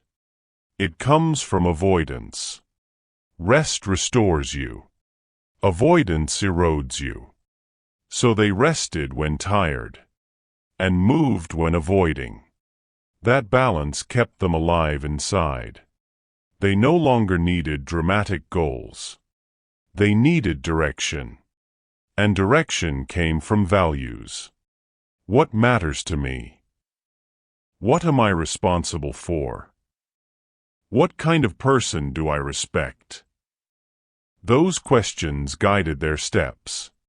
Not motivation. Not pressure. Identity. They began to live like someone who moves. Not someone who waits. Waiting used to feel safe. Now it felt empty. Because waiting doesn't protect life. It delays it. The person realized something quietly powerful. Freedom is not found. It is practiced. Practiced in mornings. Practiced in choices. Practiced when no one is watching. Freedom doesn't come from removing structure. It comes from becoming reliable. Reliable with your time. Reliable with your effort. Reliable with your word. That reliability created peace. Peace created space. Space allowed life to grow. They didn't need to be extreme. They needed to be consistent.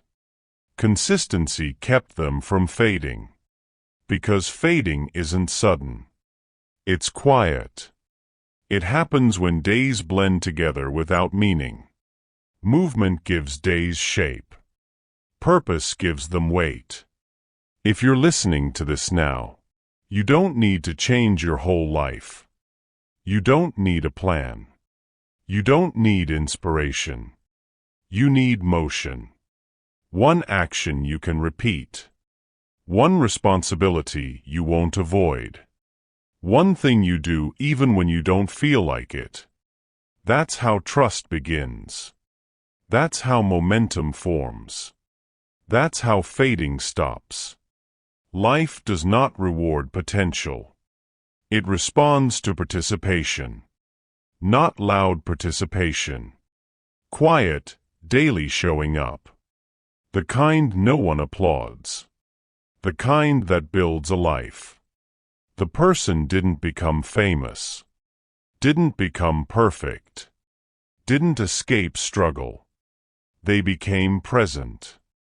And presence changed everything. They were no longer watching life pass. They were inside it. Moving with it. Shaping it. Living it. This is where the story ends. Not because movement stops, but because it no longer needs a narrator. Your life continues off the page. And what you do next matters more than what you've heard. So when this ends, don't think. Move. Not fast. Not perfectly. Just honestly. Pick something real. Do it today. Then do something again tomorrow. That is how you don't fade. That is how you live. Before you fade. If you've listened this far, you already know something has shifted. Not dramatically. Not loudly. But quietly. The way real change always begins.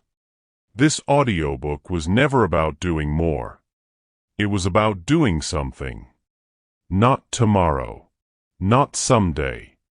But while life is still here. While your body still wakes up. While your mind still asks questions. While you still feel that small discomfort that says, "There's more for me." Fading doesn't announce itself. It doesn't come with warnings. It happens when days repeat without direction. When curiosity turns into routine. When intention turns into delay. When life becomes something you watch instead of something you participate in. But the fact that you're here means you noticed. You felt the drift. And noticing is already movement. You don't need to change your whole life. You don't need a perfect plan. You don't need motivation to stay forever. You just need one thing you're willing to keep showing up for. One skill to learn. One habit to practice. One responsibility you stop avoiding. That's how self-trust begins. And self-trust is where freedom lives. Freedom isn't doing whatever you want. It's being able to do what you decided. That ability grows slowly. Through repetition. Through reliability. Through choosing movement over comfort. Not because comfort is bad, but because staying still for too long costs more than you realize. You were not made to fade quietly. You were made to participate, to build, to try, to learn who you are by doing something real. So when this ends, don't scroll. Don't save it for later. Don't wait for the perfect mood. Pick one small action that matters. And do it today. Then do something again tomorrow. That's how lives change. Not all at once, but steadily. Thank you for listening. And remember, you don't fade because life ends. You fade when you stop moving. So move. Quietly. Honestly. Before you fade. If this message spoke to you, share it. Subscribe. Keep listening. This is Beyond the Noise Studio.